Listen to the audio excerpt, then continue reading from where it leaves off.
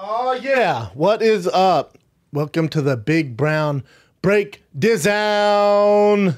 It is, what is today? Oh, I'm an idiot. Today's my son's birthday. For sure remember the date. February 21st, 2017.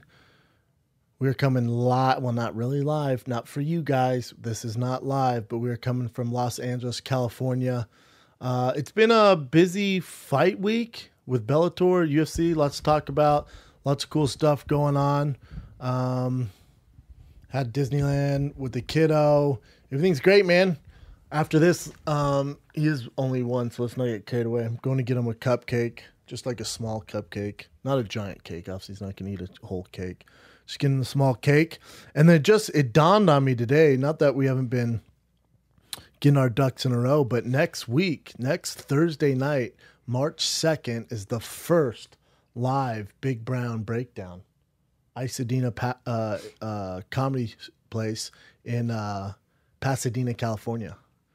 Big Brown Breakdown, Ice House, Pasadena, California, I should say. March 2nd. And that bad boy is all sold out. So you guys are ruthless. And I'm so excited for it. And I've been getting a lot of questions.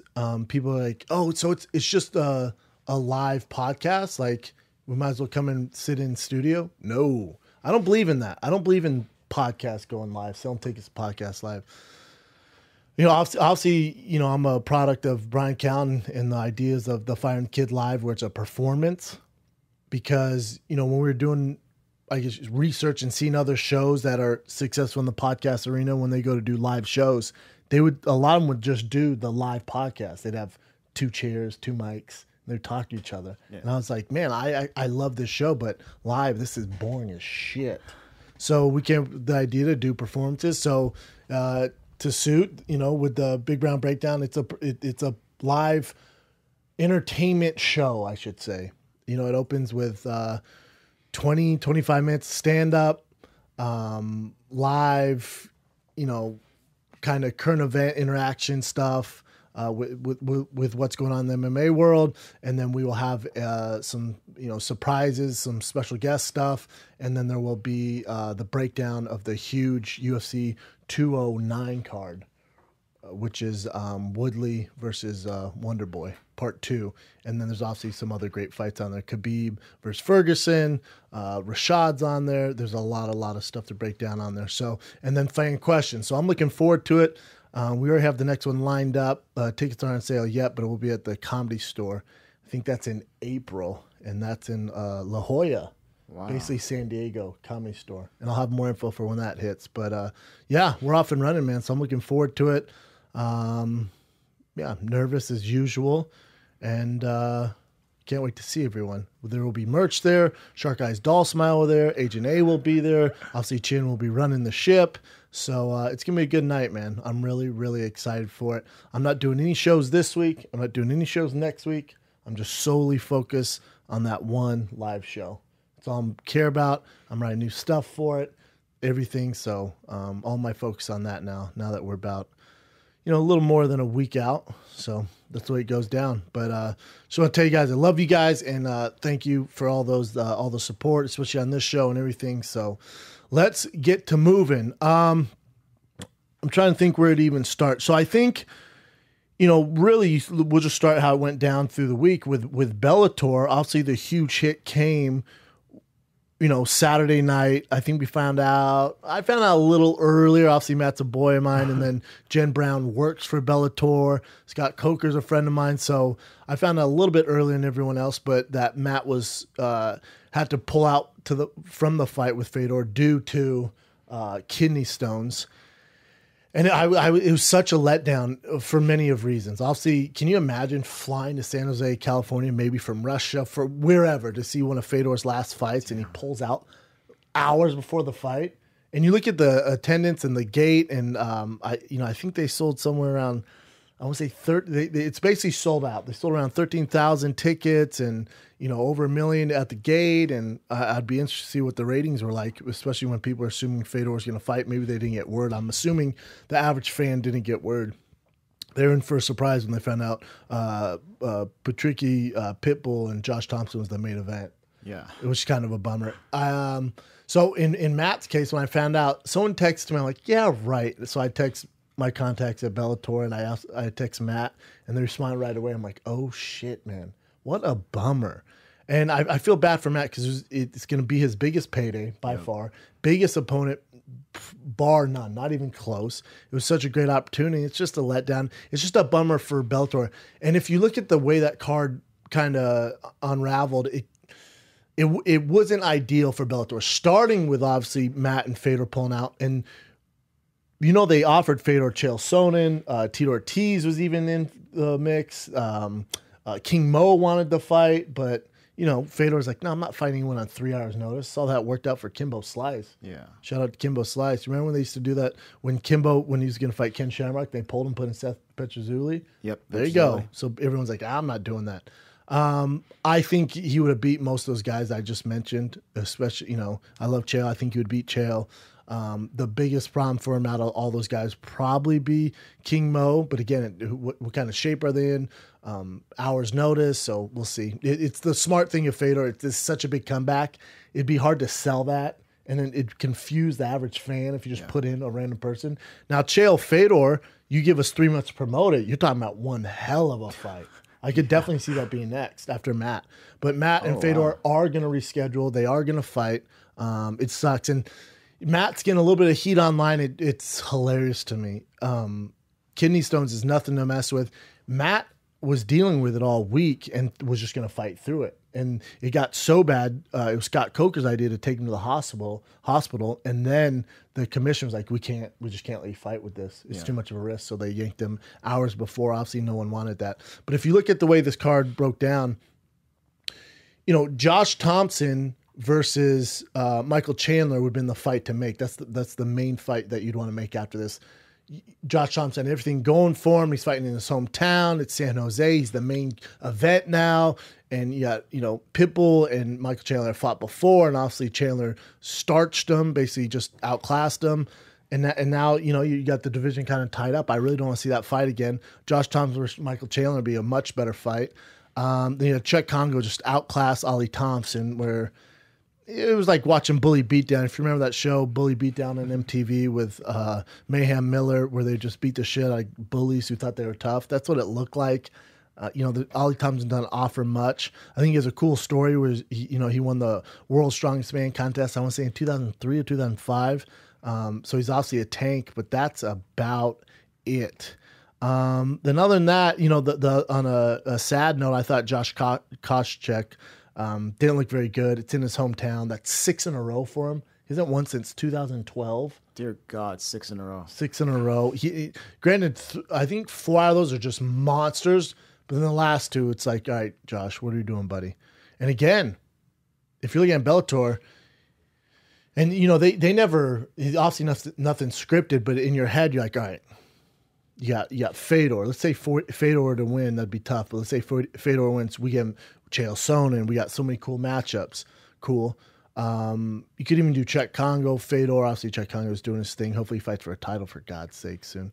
And then, so you got Josh Thompson, Michael Chandler. That'd be fun to make next. That's an exciting pay-per-view you could promote. And then, hopefully, Josh Koscheck gets through Alonzo. And then we can do Josh Koscheck versus Daly, no matter what happens with Daly against Roy McDonald, with their history in the UFC that got Daly kicked out of the UFC. All that, I guess you could do Josh Koscheck Daly now if Daly were to lose to Roy McDonald still. Yeah. But it's just not as fun. 6 losses in a row. What are we doing?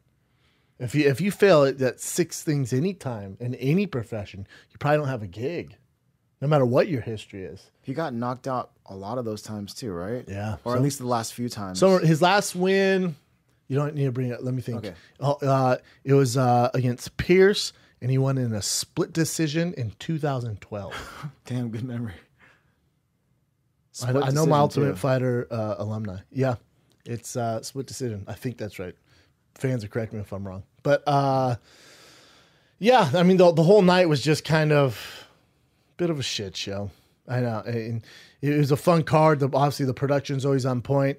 And hopefully Fedor Matt is coming up shortly. Matt dealing with those it must suck, man. But what I thought was funny is how many people were like, Oh, come on, Matt. You get through it. I'm like, oh my God. Anyone you know, and we talk a little bit on the Fighting Kid, but they say it's the closest thing a man can get to giving birth. Yeah. It's that sort of pain threshold. If they're bad, if they're big. Obviously, Matt Mitrione was played in the NFL for 6 years, has been in the UFC for 8 years now. I would say he's a tough guy. Yeah. I would say that Kidney Stones, if he can fight with him, he would fight with him. There's no debate on Matt's toughness. So any of you thinking that or thinking you got cold feet, you're full of shit. The amount of money Matt would make and the magnitude of that fight, nothing could pull that Matt alone, out of yeah, that the fight. money alone, I'm guessing. There's no way he'd want No. Matt's crazy, man. He's not scared of anyone. Matt is a crazy dude. He's a wild dude, man. He's not scared of Fedor, especially when you're the favorite. Fedor 10 years ago, yeah, we got a different animal. Then okay, if Matt pulled out, we're like, what are we doing? Yeah, tough night for Bellator, but the move on. There's a lot of cool matchups to make. I don't know if you saw the face-off between Daly and McDonald, but it was so intense, man. Oh, this morning, right? Yeah, and that's in England, and I'm looking forward to that one. And then you got Michael Venom Page on the co-main event, which I think is brilliant, man, because Michael Venom Page just isn't at that level yet. Don't kill him off yet. Don't have him face one of these world-class, title holders, contenders yet. Just let him build. Let's build kind of this freaking momentum that Michael Venom Page has right now. Don't kill that off. And then the UFC, I rushed home from Disneyland. Obviously missed the companion, couldn't make that. With Ian McCall, who's coming on the show today. It was him, Eddie Bravo, and obviously Rogan leading the way there for the companion. Missed that. But overall, great card. It was a fun card. There's a couple takeaways with this card, and I'm sure you got some in the current events, but the one guy who's not getting talked about enough out of all this, and if you look at this entire lineup, you got Derek Lewis, Travis Brown, of course, Johnny Hendricks, and hit the new weight class, and Hector Lombard, and then you have Theodoro versus Mutante was a fun one, then Sarah McMahon. And let me say this before I get to my point, but Sarah McMahon, if you hear her speak and how intelligent and how good she is at breaking down fights, how she doesn't have a gig doing commentating is crazy. And let's just look at her background. Olympic athlete. She's fighting the UFC now. She has a crazy, kind of a rough background too. I think with her brother or mom. I forget exactly what it is. I'm sure people let me know. But she's a monster, man. She's well spoken. She's a good looking girl. Mm-hmm. I don't know why she's not doing some UFC tonight or something with ESPN, or I just think she speaks fluently and she's such a student of the game. And with her background, how long she's wrestled, and she's been involved in combat sports longer than most girls. I don't know why she's not doing it. That's not the point, though. If there's one person from this weekend, add Bellator, in this UFC, everything going on, if there's one person we go, holy shit, I can see a star there in the making, it's Gavin Tucker. Gavin Tucker. Did you watch Gavin Tucker? Damn, if I did, I don't remember the fight. That's the thing. That's the thing, because they put him right between Theodoro, who might memorize you with his hair and his good looks, and in his post fight speech was, need some work, but I love you, Theodoro. But then they have Gavin Tucker versus Sam Cecilia, and then we're waiting for Johnny Hendricks in the Travis Brown fight, right? So, but the thing about Gavin Tucker is, I looked at him. I've heard Robin Black mention to him, talked about him before, and then also I've had some other people say some stuff. And I saw one of his fights outside of the UFC. I'm like, damn, he looks good. But for his first fight, he's the third up from the main event in in Canada. There's a lot of pressure on him, and he just totally outclasses Sam Cecilia. And his movement, it was very kind of Dominic Cruz. It was like a mixture of Dominic. He has a way to go. Don't get me wrong. He's not Dominic Cruz level yet, but there's tendencies of Dominic Cruz, kind of that Cody Garbrandt style. Crazy I was so impressed, man. He didn't really get touched. Was just lighting Sam up, and Sam's a hard hitter, and I think he's coming off 2 wins, especially knockouts, and he gets a lot of finishes. So for his first fight in the UFC, Gavin Tucker, I was like, Jesus, man, he looked amazing. So I think he's one to watch, especially in that featherweight division. And then we get to the co and main event. In the co-main event with Johnny Hendricks, Hector Lombard, Dude, I didn't see it a clear-cut decision for Johnny Hendricks, and I'm biased. I like Johnny. He's one of the nicest guys in the world, and it's heartbreaking to see him kind of fall the way he's been going. So I was kind of biased, hoping he'd win. Hector Lombard just looked like an absolute tank at 185. He looked so freaking jacked, and cardio really wasn't an issue for either of them. I think 185 is exactly where both of them should be fighting. I thought Johnny looked good. His footwork looked good.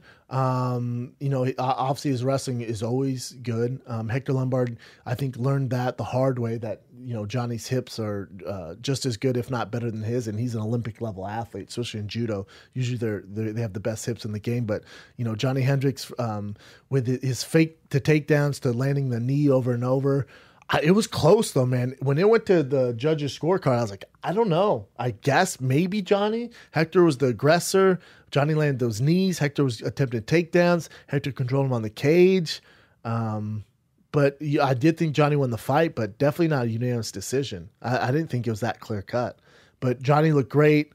Now, Johnny is small for the 85ers, especially top 5 guys. How does Johnny do against those top 5 guys? I don't see him being a favorite in any of those top 5 matchups. Mm-hmm. None of them.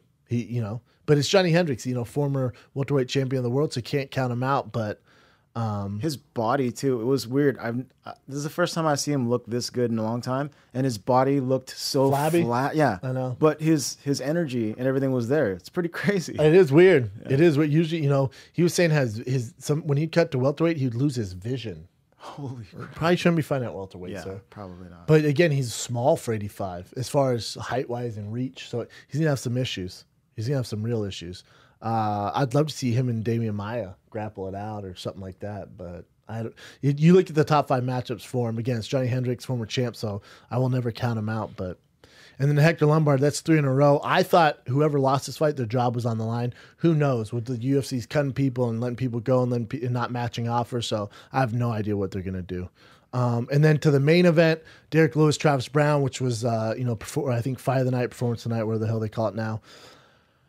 Man, when Travis came out, and I've said this, I've never really been on this Derek Lewis train, with the hype train that he's on. He's winning 5 in a row, and that's so tough to do in the heavyweight division. I don't care who you're fighting; that's very tough to do.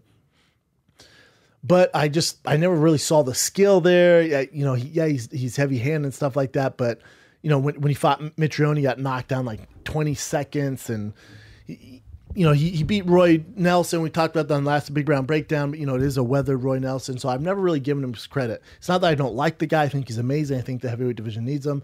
But Travis Brown is just technically so much better in every facet. When you look at this fight, especially in the first round, I thought Travis looked loose. I knew he kind of went away from Edmund when you see Ray Seffel in his corner, and then always his wrestling grappling coach, whose name I can't think of right now, based out of Vegas, probably the best wrestling coach in the game, him and Leister Bowling.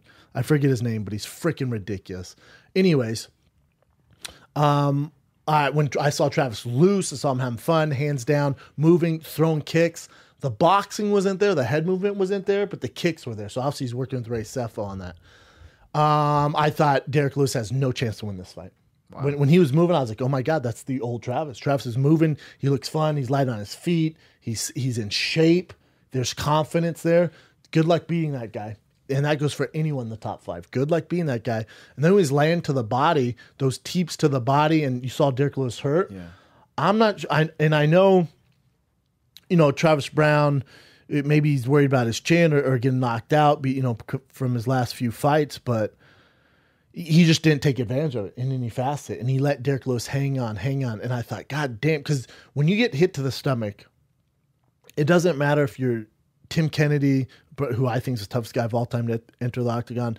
So if you're Tim Kennedy, Travis Brown, Conor McGregor, Ronda Rousey, it doesn't matter who you are. When you get hit to the body, it's just your body's reaction. It's not a toughness thing. You literally your body shuts down. Know, yeah. So when I saw Derek Lewis get hit to the stomach and go like this, I'm like, oh, that's trouble. Brown for sure finish him off. Here's your window. But he's so worried about his power. I think he just wanted to play it safe and stick to the game plan, and he paid for it, man. And my hat's off to Derek Lewis, because one thing we know about Derek Lewis is he is tougher than nails. And I hate using that word tough, but he's so resilient. And when you get hit to the stomach like that, it's just game over. I know he made a joke in the post-fight speech, and I didn't think that was his best moment in the post-fight speech when he said I had to doo-doo. I thought that was pretty weak. I thought that was kind of lame. Out of all of it, I was like, I'm not on board with that. But Travis Brown did a great job with the body shots. That first round, not even close. 10-9 Travis. Not even close. I was like, yeah, Travis gets that first round. I'll probably finish him in the second. And going into the second round, let's just talk about this. So how can Derek Lewis beat Travis Brown? Landing a big wild shot. He's not going to submit him. To take him down would be extremely tough. So he's not going to outclass him on the feet or on the ground. He's just not. That's just not the way this fight's lined up. All right, let's go to Travis Brown. How can he win? Well, he uses left or right kick, high kick, body kick, low kick, left, right hand, takedown, submission. He has so many weapons. He's like a fucking Swiss Army knife. He's technically better at everything than Derek Lewis. The one thing he's not better at than Derek Lewis is the mentality part when it comes to mental, because Travis going forward is a nightmare. When he can be the bully, he's a complete nightmare, very similar to Donald Cerrone. When they go forward, you have problems. When they can go off and tee off and he can do his thing and it's about him going first and his timing, the chances of you beating him are not good. When you can get Travis going backwards, because I'm not saying Travis is a bully in life, and I'm sure there's argument for that, but what I'm saying is, in any schoolyard you've ever been in, if there's a bully and you stick up to him, that bully usually goes, retreats and goes to someone else who's easier. Well, in a fight game, we say someone's a bully. It's someone when things are going their way, they're the best in the world. When it doesn't go their way and they have to retreat, they shut down. There's a mental glitch. They go, man, this isn't going my way. Well, for Travis Brown, he bully, body shots in that first round. At the end of the round, he smiles at Lewis. He smiled, like smirks at him, like you're in trouble. And then Derek Lewis isn't going away, though. He's just so resilient, and he was so confident in just his overall, just how tough he is and in his power. And then you see kind of a switch of things as Derek Lewis starts going forward a little. He lands a shot, and he has the heaviest hands by far in the heavyweight division now. I give him more. I think he has heavier hands than Mark Hunt, man. I really do. I think Mark Hunt's more technical, and if his left hook lands, it's night for anybody. Or that uppercut that landed Roy Nelson, it's over. But as far as sheer power, just as far as pound for pound power in his hands, Derek Lewis is number one for me. He grazed Travis Brown's top of his receding hairline, and he fell on the ground. I was like, what the fuck? And then Travis, he senses a little bit of trouble. He gets up, and then remember, he's just wailing away, and Travis looks at the ref and goes, I'm okay. You're not okay. He's laying uppercuts. He's doing this. Then he shoots for that takedown. And this isn't anything you're going to learn in any wrestling camp, any jiu-jitsu school. He literally big brothered him. Was like, what are you doing? He tried to get up, and he literally just kind of, I don't know how you'd break it down. I have to watch it, but I call it the big brother. He's literally like, sit the fuck down, and just strong-armed him Debo style to the ground, and then did work from there. Derek Lewis on top of you is an absolute nightmare. He went to mount, and then Travis Brown recovered to half guard, and then those punches, and Mazzagatti, I don't think he's a bad ref. Yamasaki. Yeah, two different guys. Yamasaki, I don't think he's a bad ref. He's been doing it for a long time.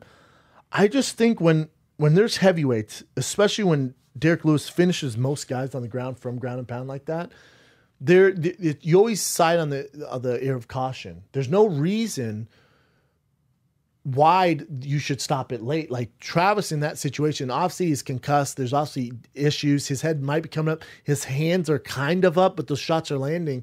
Live to fight another day. You're not doing him any service by letting him take those other shots. What do you think? He's a pop up like some Hawaiian zombie and come back and all of a sudden have his shit together? And then people go, well, hold on. What about they could have stopped the Chuck Congo Pat Barry fight? I get that. That's the exception. And there wasn't any time to stop that fight. Pat Barry and Chuck Congo were popping up. Mm-hmm. So the ref really couldn't stop in there. This, you got to get in half guard. You have a 200, probably when he walks in the octagon, 80-pound giant beast on top of the dude. He's not going anywhere. The situation is not improving in any facet. Let him live to fight another day. You're not doing anything by letting that go longer. In heavyweights, there should be zero exception. If anything, stop it early. I have no issue stopping that early. Now, if you're Travis, and then we'll get to the positives. If you're Travis, you have to question what exactly is going on. So, is he a top 10 guy anymore? No. That's how many in a row? 4 in a row. It's his first loss to a non-kind of title contender guy. He's probably somewhere between 12 and 15 now. So if money's not an issue, him making a title shot, it's just not in the cards for him. Because what I don't see is that killer instinct to be the champion. Because if you give Cain Velasquez a fucking window where he thinks you're hurt, you're in a world of trouble. He's going to take you out of there. It's that killer instinct. It's that great white shark in the water instinct. With Stipe, you give that guy a fucking inch, he takes a mile. It's just the way they are. Junior Dos Santos is the same guy right now. You look at those top 3-4 guys, Verdum will break your arm off and have zero remorse about it. I just don't see that with Travis Browne. I just don't, for whatever reason. And he's had a phenomenal career. He's a monster. He's actually a really nice guy. And I do see on social media people are like, oh, and we got in our fan questions too, and I'll just nix it in the ass right now. I see people and you're probably happy about it. Oh, bro, looks like you end up on top. No. Stop all that, man. I have no ill will towards Ronda or Travis at all. I hope they go on to make 1 million babies. I wouldn't mind if Travis said, I'm not retiring, became world champion. I think he's so talented. He's always actually been really nice to me. Yeah. He's always been really nice to me. He just has. We've taken our jabs in social media or whatever. I guess I'll say some funny stuff and people pick it up. I think it's funny and they blow it out of proportion, but I have no issues with the guy. I have no ill will towards him. I don't like seeing him get knocked out. I actually think it's a shame. I think it's a waste of talent. I think he has more talent than anyone in the heavyweight division. So I'll nix that right now. I'm in my own lane, man. I'm doing my thing.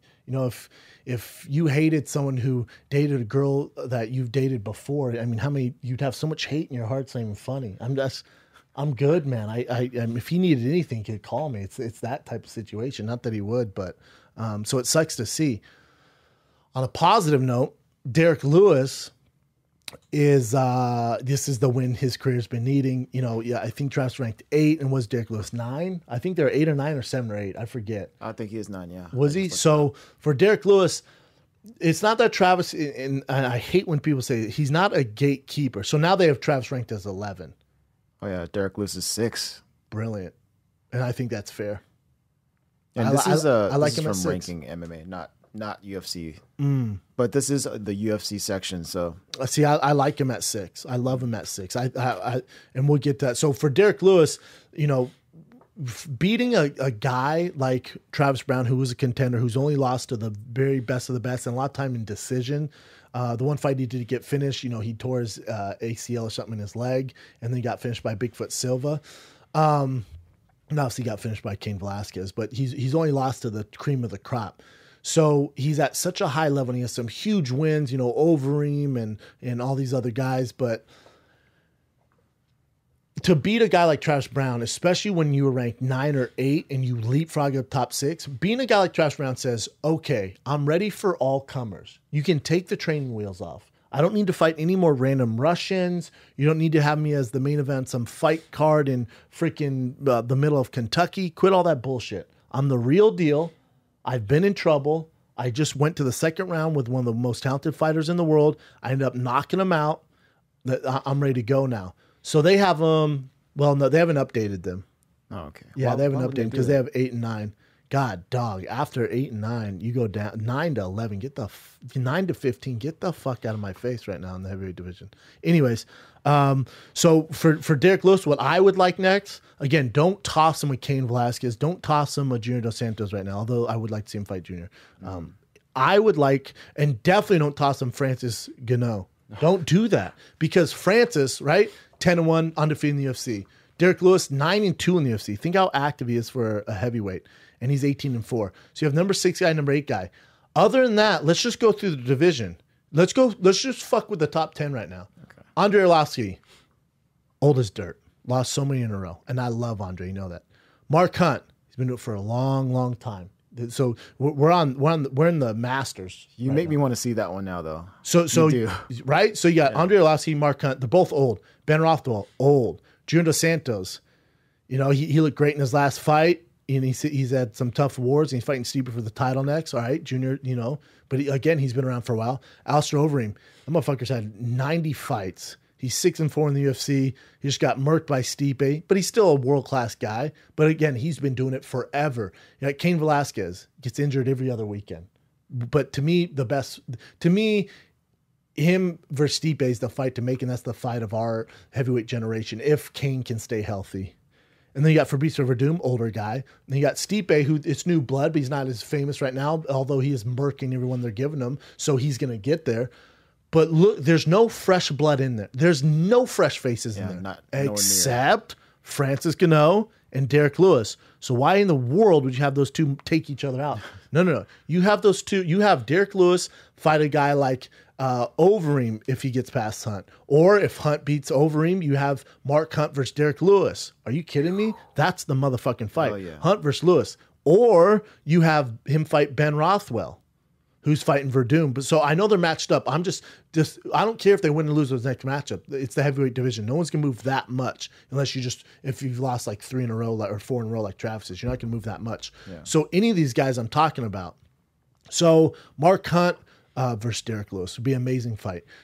Derek Lewis versus Overeem, amazing fight. Ben Rothwell versus Derek Lewis. I like that because Ben Rothwell is so damn tough. That first punch isn't get him out of there, and you're fighting a real vet. That's why I like that for him. Granted, he kind of passed that test with Roy Nelson, but Ben Rothwell's been on a freaking tear lately. Besides, you know, that he looked bad against Dos Santos, but think about before that, he probably should have fought for a title.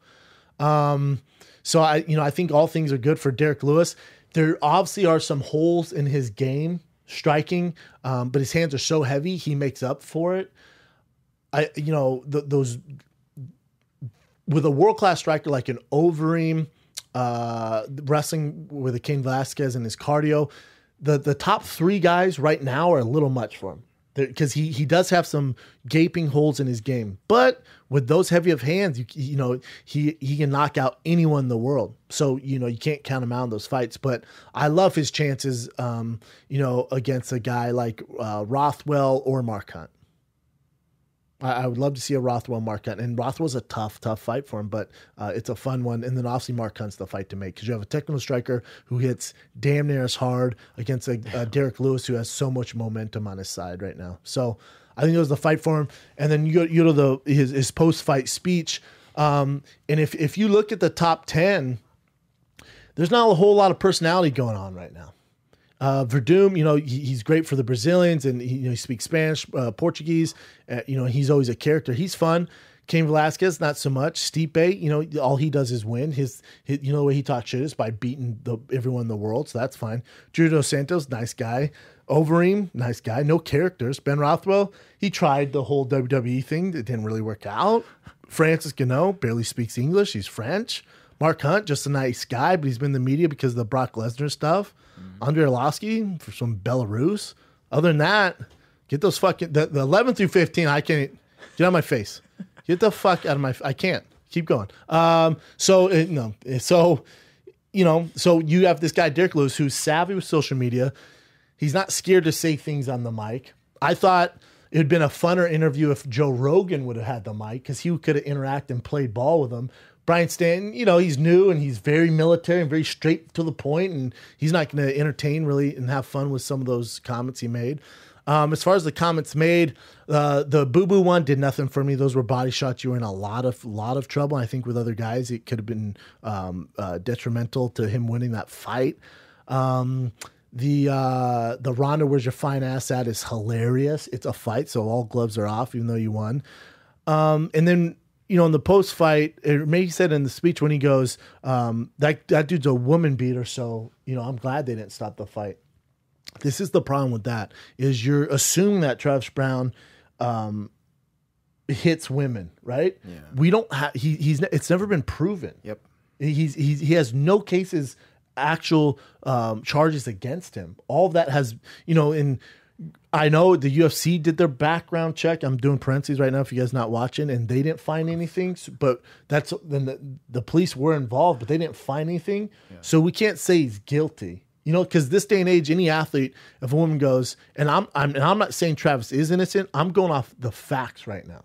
So I'm not defending anything he did. I have no idea how he is with women. I'm just going, you know, if for Derek Lewis say, I'm glad they let that go on because he's a woman beater. Well, he's not though. According to the law, he's actually not. So, you know, that's tough. I had a little bit of tough problem with that. Same here. You know, because it's never been proven.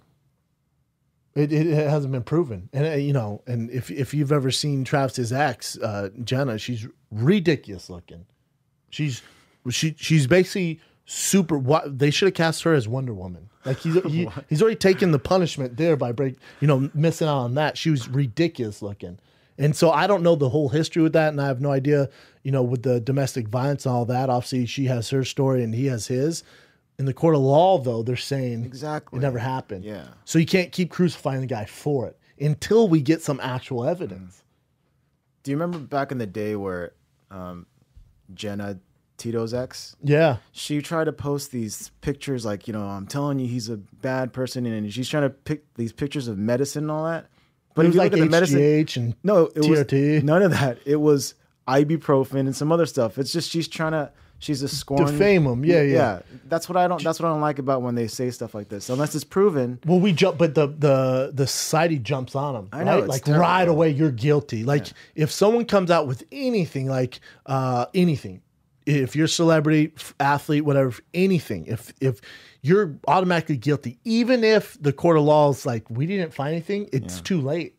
People really don't hit the damage is already done. Travis is forever known as being a woman beater.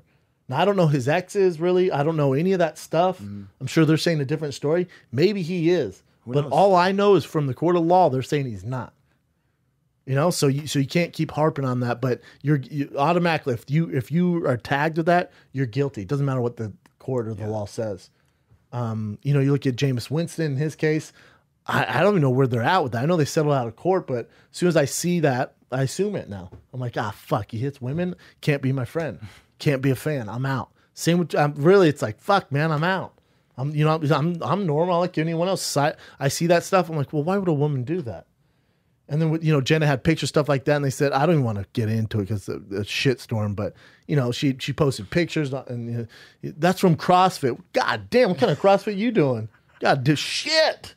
Well, let me know what gym you go to. I'm not going there. You get all them bruises. So and Jenna's a nice person, so that's a tough one, man. But let's move on from that. It's a shady subject. But I thought his post-fight speech was hilarious. Where's Ronda's fine ass at? And then just kept driving it home. Yeah, it's a fight. All gloves are off. And he didn't like him, and obviously Travis didn't say nice stuff to him. And Travis has some thinking to do what he wants to do next. But the sky's the limit for Derek Lewis. Like you said, a guy like Stipe, a guy like Cain Velasquez, Junior Dos Santos, there's some tough matchups for him. There's some unfavorable matchups. But him versus Junior Dos Santos, even though Dos Santos is so technical and is a lot faster, Derek Lewis hits so hard. That's a fun one. Alistair Overeem, he's a technician, but he does get clipped. If you get clipped by Derek Lewis, the night's over. Him versus Fabrizio would be a fun one, as long as he doesn't go to the ground. But with his sheer power, I'd love to see a guy like him, Rothwell, or him versus Mark Hunt. And I know they both, Rothwell's fighting Fabrizio and Mark Hunt's fighting Overeem. Those are, they're probably both underdogs in both those fights. So even if they lose, it's a good fight for Derek Lewis. Even though he's ranked higher, but who knows? It's all about matchups. Good night of fights, though. I'll take the Hunt fight for sure. Right? I'm with you on that one, man. He's like a less technical, more beastly Hunt. Similar body. Kind of. Yeah, sort of. And he said, I'm exhausted after all. What did he say after all the sex? And did he? Yeah, he was like, how you doing? He goes, after all the fighting and sex I've been doing, I'm exhausted. I need a break. I know he definitely wants a break from fighting for sure. He has a ton of fights. He's been he's active as a heavyweight. There's nothing wrong with taking a break. Smart. Let's do some current event or some MMA events, I should say. Sure. The first one is Coach Faraz Zahabi, George St. Pierre's coach. He was saying that he would rather St. Pierre fight a big name fight, just like you were saying, or the Bisping fight? He's not necessarily crazy about the 170 title. Woodley? Yeah. Yeah, that's what it sounds like. And so Faraz, who I know very well, I've trained with him, probably top 1 or 2 coaches in the world. There's argument for number 1, but he can do it all. He's ridiculous. If you guys don't know who Faraz is, he's so amazing. Faraz Zahabi is the head coach at TriStar. Him and George were friends. They came up. They're similar in age. He's a black belt in jiu-jitsu. He knows wrestling very well, and he's a monster at striking. And he coaches everyone. He's the guy who made Rory and a lot of other guys. He's the one who found Wonder Boy. I can't say enough good things about him. He does breakdowns on YouTube and stuff like that, and you can go to his Twitter. I think it's just at Faraz Zahabi. One of the most brilliant minds in the game. I don't have the vocabulary to express to you guys how brilliant that man is. He's very philosophical. Very, very smart guy. Great guy. Now, that being said, so he is George's head coach. He's also his best friend. So what Faraz says should carry a lot of weight with it, because he's just not saying it to say. He's just not saying, I think we should do this. It's probably also what George is thinking. Yeah. So he's also going to listen to Faraz. Faraz is a very smart guy. So the Woodley fight probably not happening. I don't see it happening. I kind of agree with him. I think at 85 the Bisping fight makes sense. George versus Conor, I guess it would be the only thing that would really cure everyone's woes if the Floyd Mayweather fight didn't happen. It's such a huge fight. Anything else really wouldn't suffice. People aren't going to be happy. If we don't get Floyd Mayweather, it's going to be such a letdown. I guess the one thing that could make MMA fans happy, or just the general public happy, if he fought a huge name like GSP, that might save the day. But I honestly think Mayweather and Conor's going to happen. Hoping. I really do. And and I don't know, do you have Freddie Roach talking about on there? Is that what we do? Yeah. All right, we'll save it for that. But as far as George goes, I like the Bisping at 185 for a title. He's a little big for Conor McGregor. I could see that happen, but that's not going to happen for a while. Other than that, there's not a lot out for him. There's not a lot going for him. I mean, think about if you're Yoel Romero or if you're Damian Maia. But again, fellas, welcome to the jungle, man. The jungle of WME. They're doing what's going to sell, and it ain't Yoel Romero and it ain't Damian Maia. It sucks, fellas. I get it. You're getting to the back of the line. If GSP wants that fight, I promise you they will make that fight. So, I was on the Luke Thomas show on last Friday, and he was saying how he's not excited for, if Bisping and GSP were to happen. I disagree. I think it's a fun fight. I think, Michael Bisping, the biggest name ever come out of UK. He doesn't have a lot left in him as far as, he's not going to fight for the next 5 years. The monsters looming in the dark are these no-name guys. When I say no-name, I'm not talking to you savages who are balls deep in the forums and love MMA. I'm a Yoel Romero fan, and I gave my pitch on here why Damian Maia should be fighting for the title shot. Yeah. So I'm with you guys. As a purist, you fucking kidding me? It doesn't work like that. So I think as far as Bisping, you have these monsters looming in the dark who aren't huge fights for him. They're not fights that are going to be a mark in history. Bisping versus GSP is. So if you're Bisping, you want the fight to happen. If you're GSP, you want the fight to happen, because that means you could have been you were the champion at welterweight at 170. Now, if you beat Bisping, you're the middleweight champion of the world. It just adds to this crazy myth of George St. Pierre, and Canada needs him. With Rory fighting Bellator and GSP, I've never seen anyone bigger than GSP. I've never seen Conor in Ireland. I've seen Conor in Venice. He's actually training at my gym right now in Santa Monica, Boxenburn, in Brentwood, actually.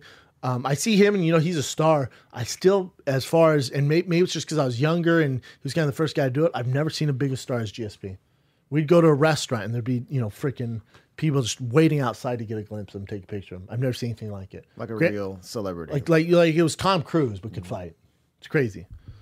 But if Faraz says that, he's not just speaking out of his ass. It carries a lot of weight. On a personal note, let's say, if the world came crashing down and the Mayweather Conor fight doesn't happen, would you be more excited for Connor GSP or Connor Connor GSP or GSP Bisping? Connor GSP. It's like a freak show. I'm also Connor. You know, I love Michael Bisping too, but I just think there's like this weird, like what the fuck? There's like this weird, again, almost this freak show, Connor versus GSP type of thing going there. Yeah, you know, and with GSP taking such a long layoff with his wrestling and him eating shots, you know, it's I would love to see the odds on that fight. Good luck figuring that out.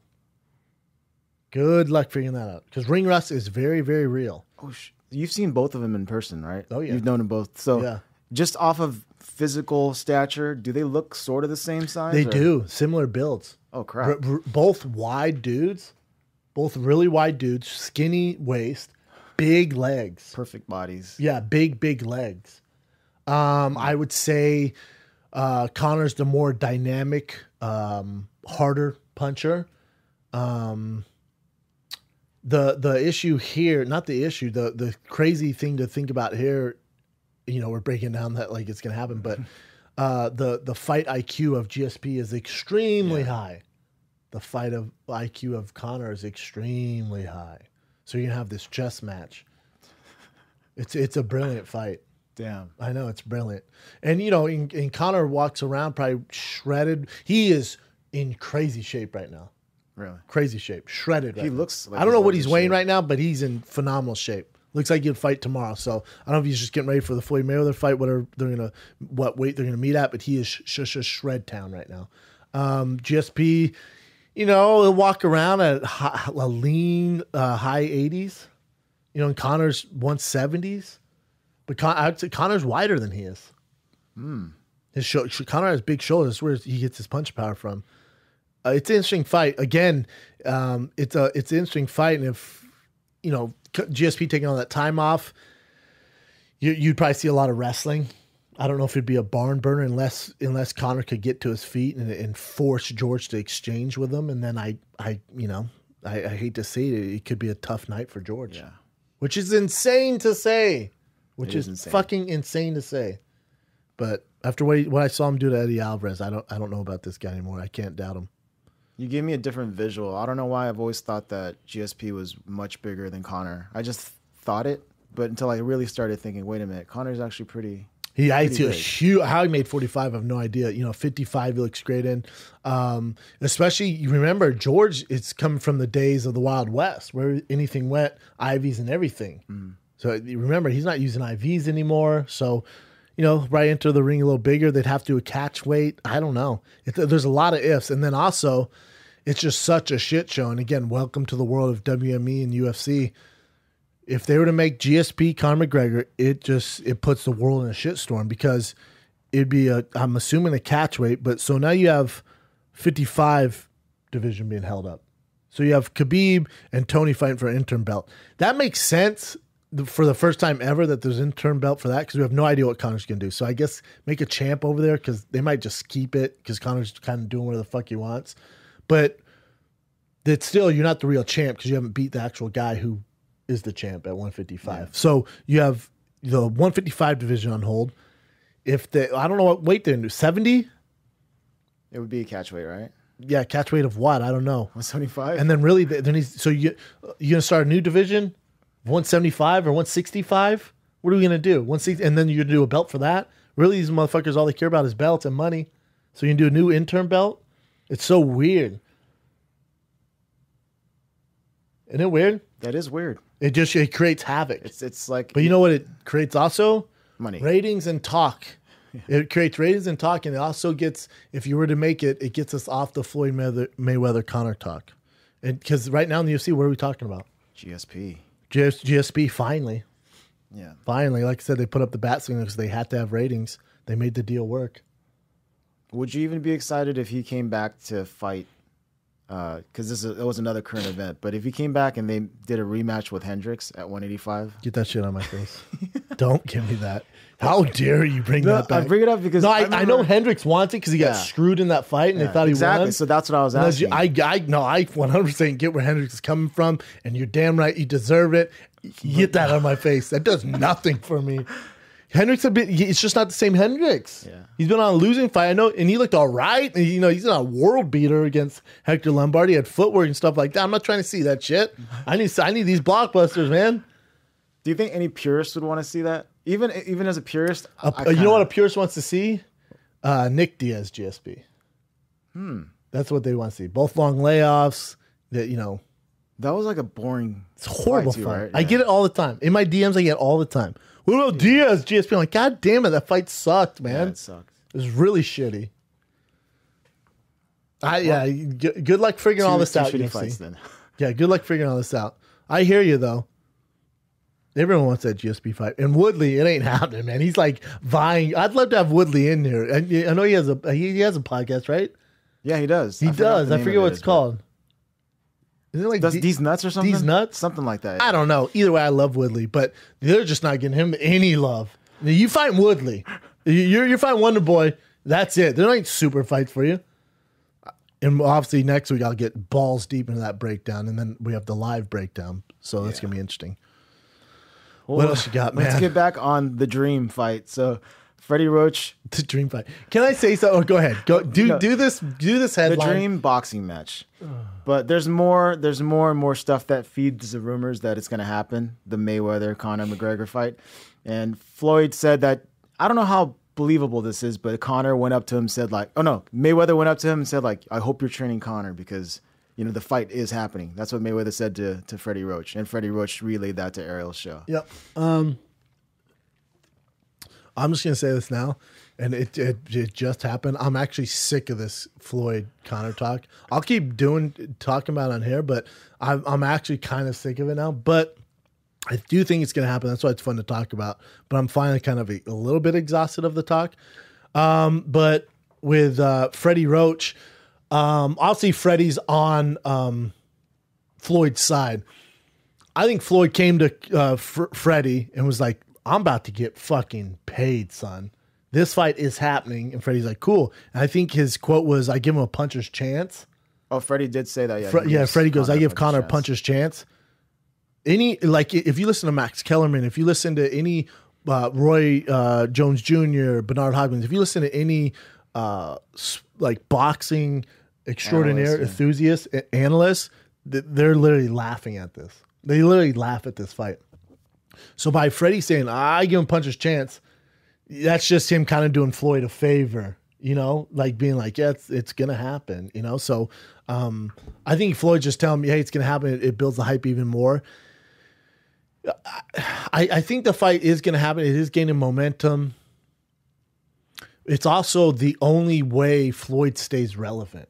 Yeah. Which is I have super skeptical hippo eyes. If you can see right now, these are my skeptical hippo eyes because how Floyd's not relevant in any other facet, and he's a guy who needs that attention, needs that fame, and by him linking himself to Conor McGregor and saying he's dangling that carrot in front of us, going, it's gonna happen. When they actually try to make it happen, it's be interesting to see what side backs out if it doesn't happen. I think it's gonna happen, but if it doesn't, I would bet my bottom dollars because of Floyd Mayweather backs out.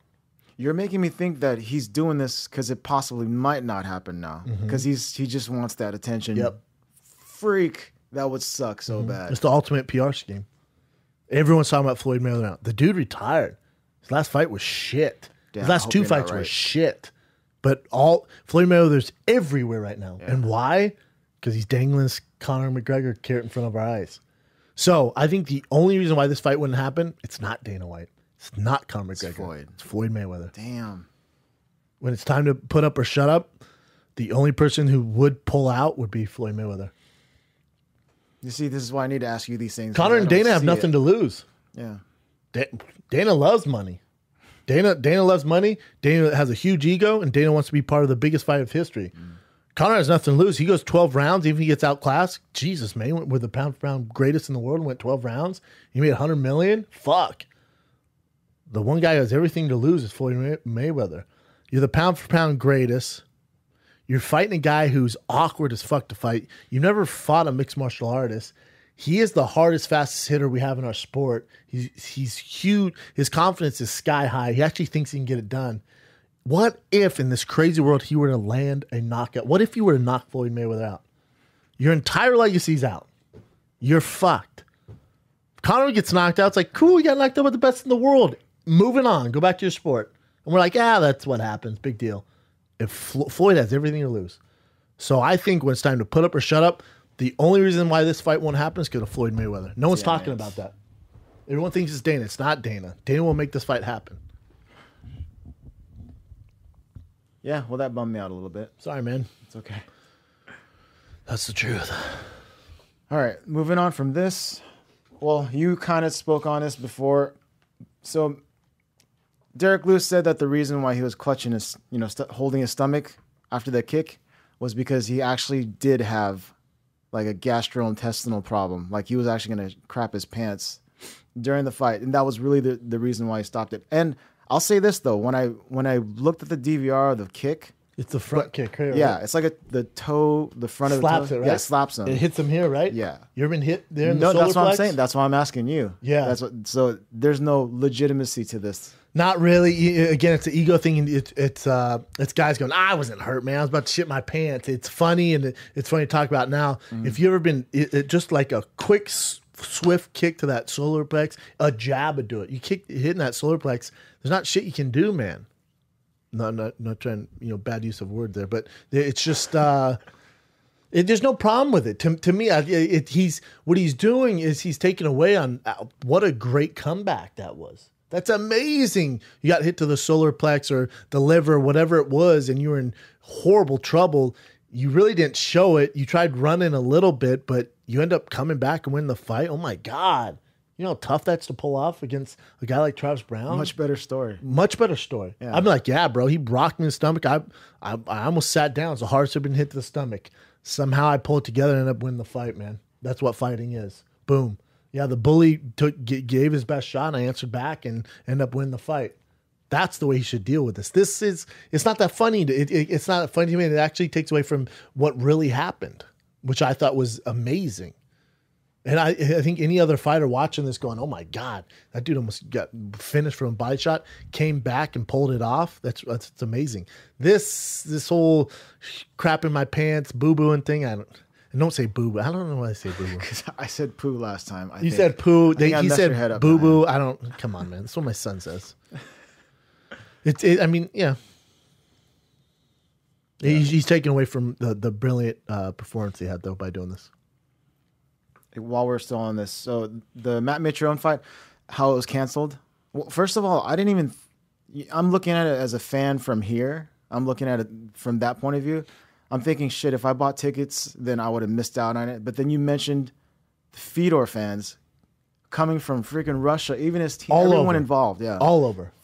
Dude, that's stuff I don't even think of. There's the small details like that I don't really even think of. But that's freaking crazy. It's crazy. That's why. Remember when John pulled out of the? I think was it the Chael Sonnen? Dan Henderson was in Canada. Remember he pulled out early, but they already sold the place out. That's why John. If people forget, John's kind of his issue with the fans and society came really from that moment when they wanted to fight. Oh, I see what you're saying. Remember, and he pulled out and fucked everybody over. Yeah. And he's like, "Nah, I'm not doing that."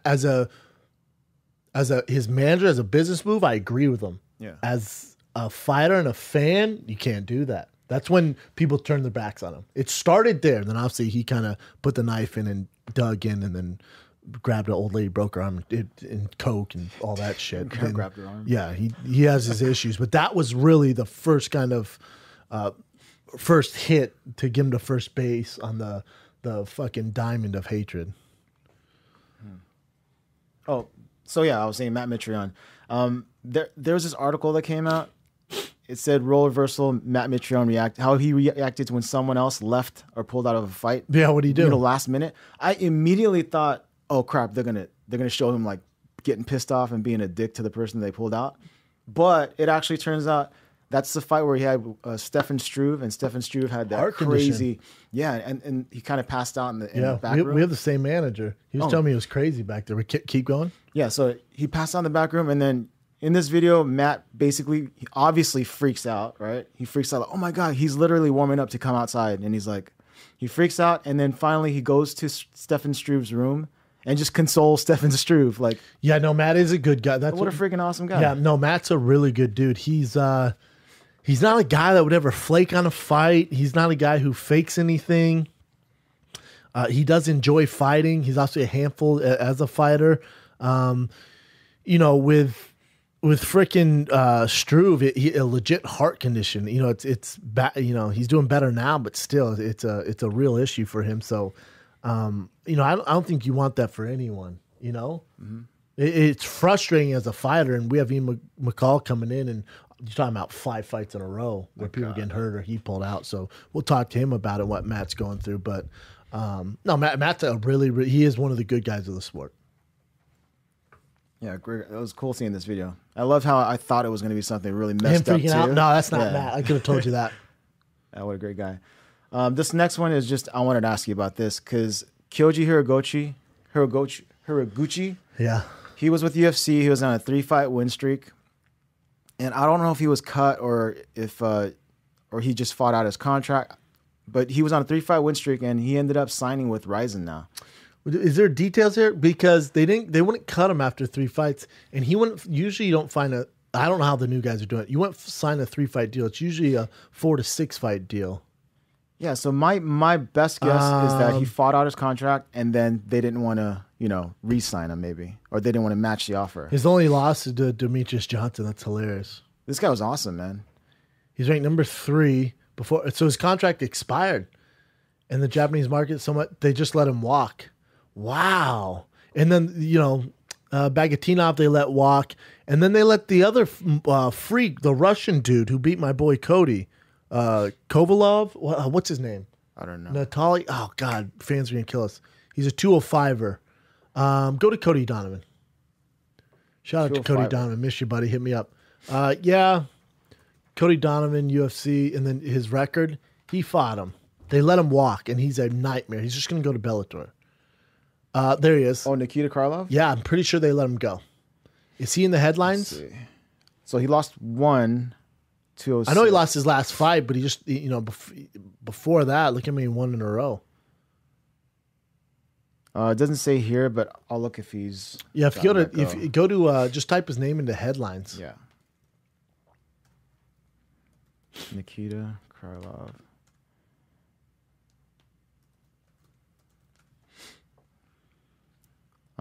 Yeah, released. How this crazy is is 4 days ago that MMA Junkie reported this. Hey, go back. I saw a thing that says reason why they let him go.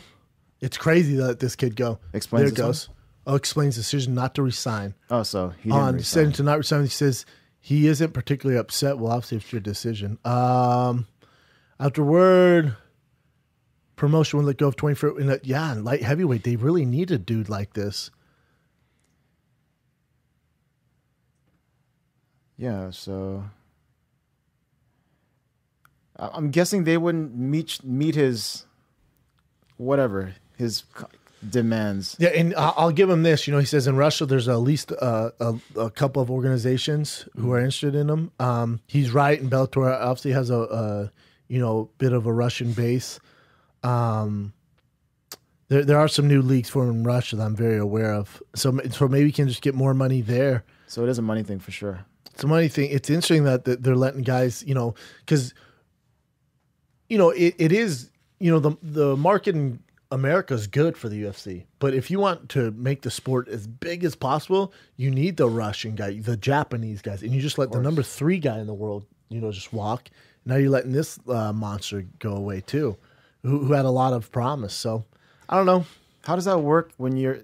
Have you ever had your contract expire or just you fought it out? So yeah, the way they used to do it is they before your last fight they tried. So when you're second to last fight, you'd always renegotiate because they didn't want you to be able to get to your last fight, win, and then go, all right, now I want to negotiate. Yeah. They always had you do it your second to last fight, so you can't really test the waters.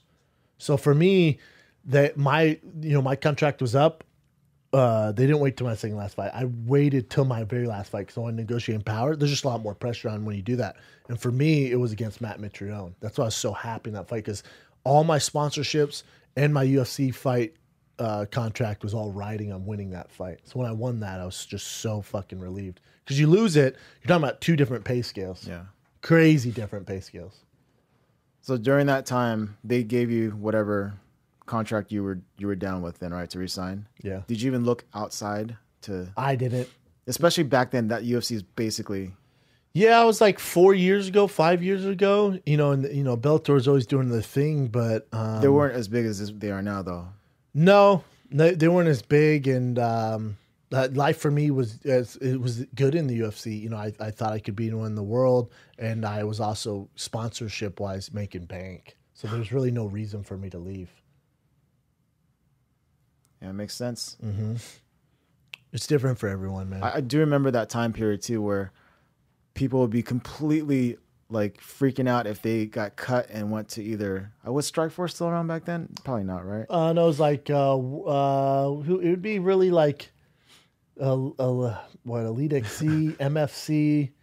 All I remember is Dream was like an Asian. Dream was out there, but yeah, there wasn't a whole lot going on. When people got cut, they would freak out. Yeah, there's they nowhere were to missing go. out of the UFC. Canada had that huge promotion with MFC. I don't know what happened to them, and then this is the first time I've seen where everyone's kind of, hey, let's see. Look at Ryan Bader. He let his Yeah. contract right out. And he's like, let's see what happens, and then he signed with Bellator. It's nuts. Let's go to the last two, brother. Ian's here. Last two. Okay, yeah, Oh, I wanted to ask you about this. yeah. So Dave Doyle, he's a reporter for MMA Fighting. He tweeted he's rewatching the Brown Lewis fight where Todd Grisham yells out, "Get out of there, Travis!" when he's stuck in a position. And I remember watching it during the fights, but I forgot about it. And I saw this tweet, and I wanted to ask you, what do you think of that? Hey, man. Is it just he's just a fan trying to like look at from Travis Brown's perspective, or See, I don't have a problem with this. Everyone gets their panties in a bunch. it was weird though. But it's weird because we're used to seeing unbiased guys and stuff like that. But to me, it makes Todd Grisham human, because I was saying the same shit. I'm like, get out of there, man. So I feel his pain where you're just on the mic like, dude, get out of there. I didn't have money on the fight. Just that makes sense. Me as a fight fan, I'm going, no, get out of there. You know what I'm saying? Yeah. Like I like that real reaction. People are gonna hate on it. I don't think he had money on the fight. I don't think he's best friends with Travis. I think if you're a fight fan, you know the game, and you see Travis who had this fight, and then you're like, no, come on. You know, it's just like, oh my God. No, I completely see it that way now. I was yelling too for Derek Lewis. Like, no, get off the cage, man. Yeah. That's I'm an animated, like, passionate person. So I view it as passion. Now, if we find out he had 10 grand on it, yeah, probably can get fired. I brought this up too because I remember when I would see Chuck Liddell fight, and then he's winning. I'm like, yeah, and if he's losing, I'm like, no. I know. But I would never like just pick. If this guy's losing, then go for the losing guy. Whoever's on the bottom or whatever. I just think I like the realness. I know the cookie cutters are like, no, we need him on bias. Totally stuff like get that. it now, yeah. And I thought you had no Bruce Buffer, you had no John Anik, Kenny Florian, Joe Rogan, Mike Goldberg. So it was just a whole lot to take in. Well, there you go. He has a tough job. He has a tough job. Some of the stuff, where some of his references, were a little cheesy and a little, kind of forced. But, he says just first, starting out, yeah. Yeah, it's first gig. So I think he's going to do just fine. Oh, I'm glad I heard that side of it, because at the beginning I'm like, why would he do that? You're talking to like a passionate guy, though. Yeah. Like, if I have a friend fighting or something like that, and I was the commentator, or not even, I'm just passionate dude. Like, I probably wouldn't have said, get out of there. I'd say, oh, don't sit there. You can't. I would have said, you can't sit there. You can't sit there. I wouldn't say, oh my God, Travis, no, run. I wouldn't do that like he did. God, no, Travis, don't hit him. Yeah, I wouldn't do that. It's first gig. Let's do one more, and then we got Ian McCall coming in. Oh, so Mario Yamasaki had an interview with, I don't know who, so Guilherme Cruz. And he's saying that he kind of just said flat out when it came to the stoppage of Derek Lewis and Travis Brown, how he let it go a little too long. Yeah. He said I just messed up. And what'd he say? He's just like, I kind of let it go. Oh, he admitted that he messed up? He goes, I let it go too long. I have no problem. I couldn't get there in time. I messed up. It was a bad call. So that was like, cool. Yo, me and Yamasaki are good. He's back in the good grace. Me and Yamasaki are all good. Yeah, I love that he did that. I'm going to quit hating on him. I'm going to quit talking about him. I actually really like Yamasaki. He's always been great to me.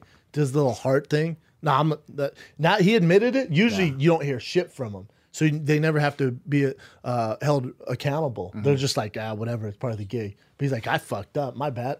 Travis Brown almost died, you know? So for him to do that, I think every judge, ref should have to do interviews. There should be a post scrum with those fucks.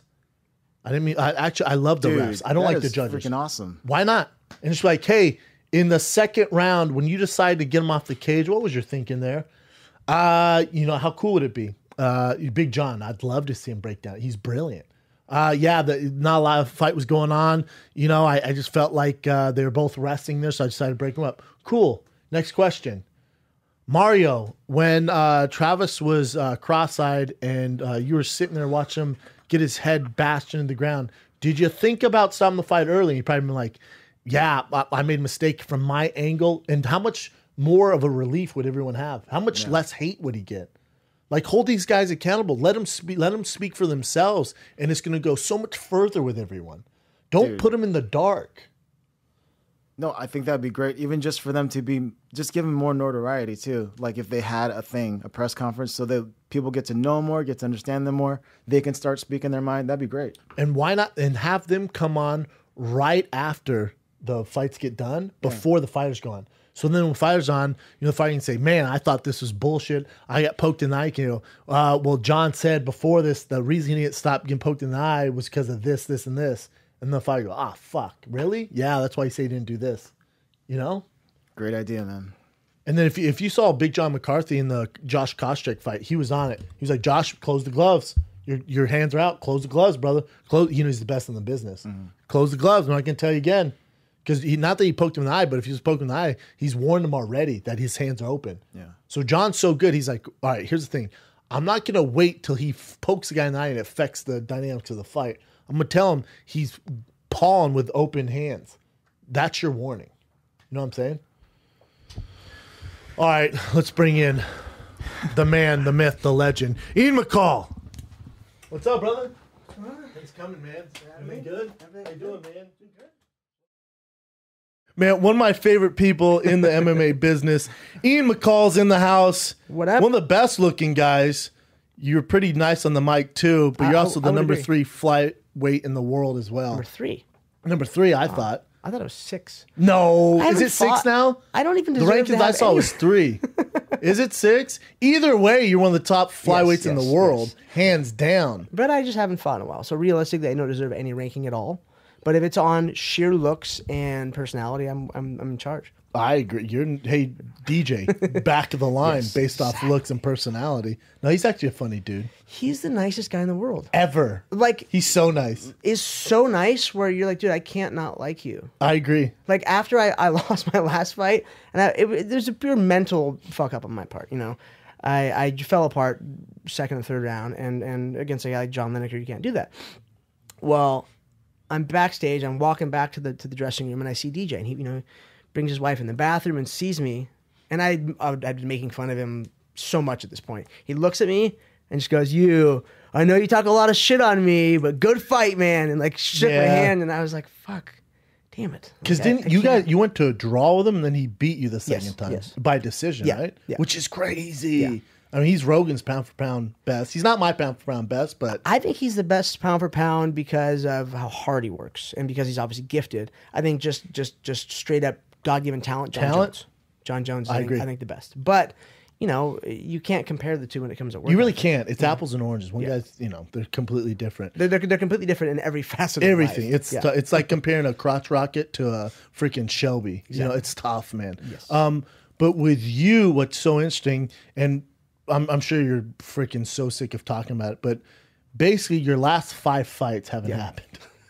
And I don't think people realize, and we were talking about, before he came in, I was breaking down Mitrione and Fedor, and Matt has had this happen. Well, Matt pulled out, and then he had a guy pull out on him. Yeah. I've had a guy pull out, not the day of the fight, but I have a guy pull, and it's so frustrating. Dude. Now, I said, let's wait to talk about all this when Ian gets in there, because 5 in a row, you're a vet now. Yes. I have the worst luck in the world. Because sometimes, because I thought it was a joke. Rogan texts me, goes, Ian's out, and I put, ha, fuck off. He goes, for reals, man, he's out. I went, no, he's not. I don't see it on there. He goes, dude, I'm telling you, he had to pull out. I'm like, what the fuck is going Like, what is going on right now? Because it's 5 in a row. Yeah, it started out with Justin Scoggins being an idiot. He couldn't make the weight, and he just seemed a little off. So they sent him home. They sent him home early, and I said, okay, that's fine.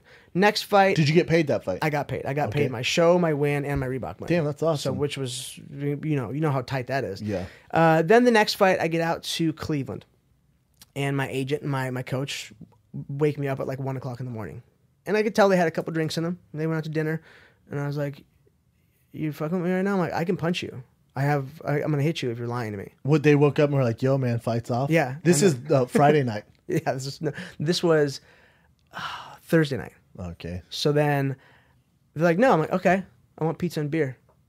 So we done got pizza and beer, and I'm like, "You guys," as I'm eating and drinking, and I'm like, can you imagine? Like, just fucking with you. You guys can't wait tomorrow, man. Worst coaches ever. Why did he pull out?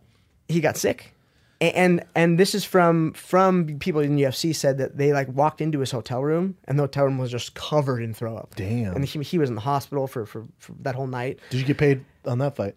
Yes, I got paid just my show money. Okay. 'Cause I didn't have to make weight. They were like, "All right, bro, Yeah, we can't slow keep paying down. you everything." Okay. Well, then the next one, I get out to Ireland, and I'm feeling great. That's a short flight. Yeah, that was easy. And my nutritionist, Eric, who is amazing at Nutrition for Life, he got out there a day and a half after me. Something got messed up with the flights, and he gets in town, and I'm like, well, it's free breakfast. UFC always gives a free breakfast. So we go, we get the free breakfast. By the time I'm almost done eating, I go upstairs and start throwing up. And this was Wednesday morning. So I'm like, okay, maybe I'm just water loading too much, whatever it is.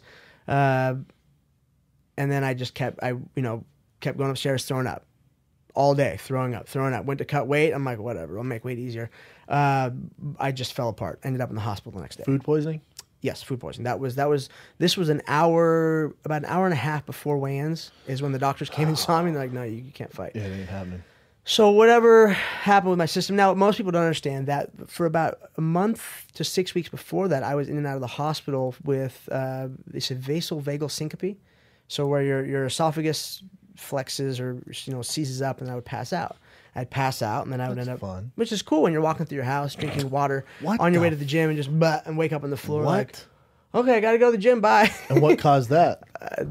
From what my doctor said, my resting heart rate's already like 35, which is crazy. Yeah, Lance for a reference for you. Yeah. Lance Armstrong was 38 when he competed in Tour de France. And he was on a lot of drugs. And he was on a boatload of shit.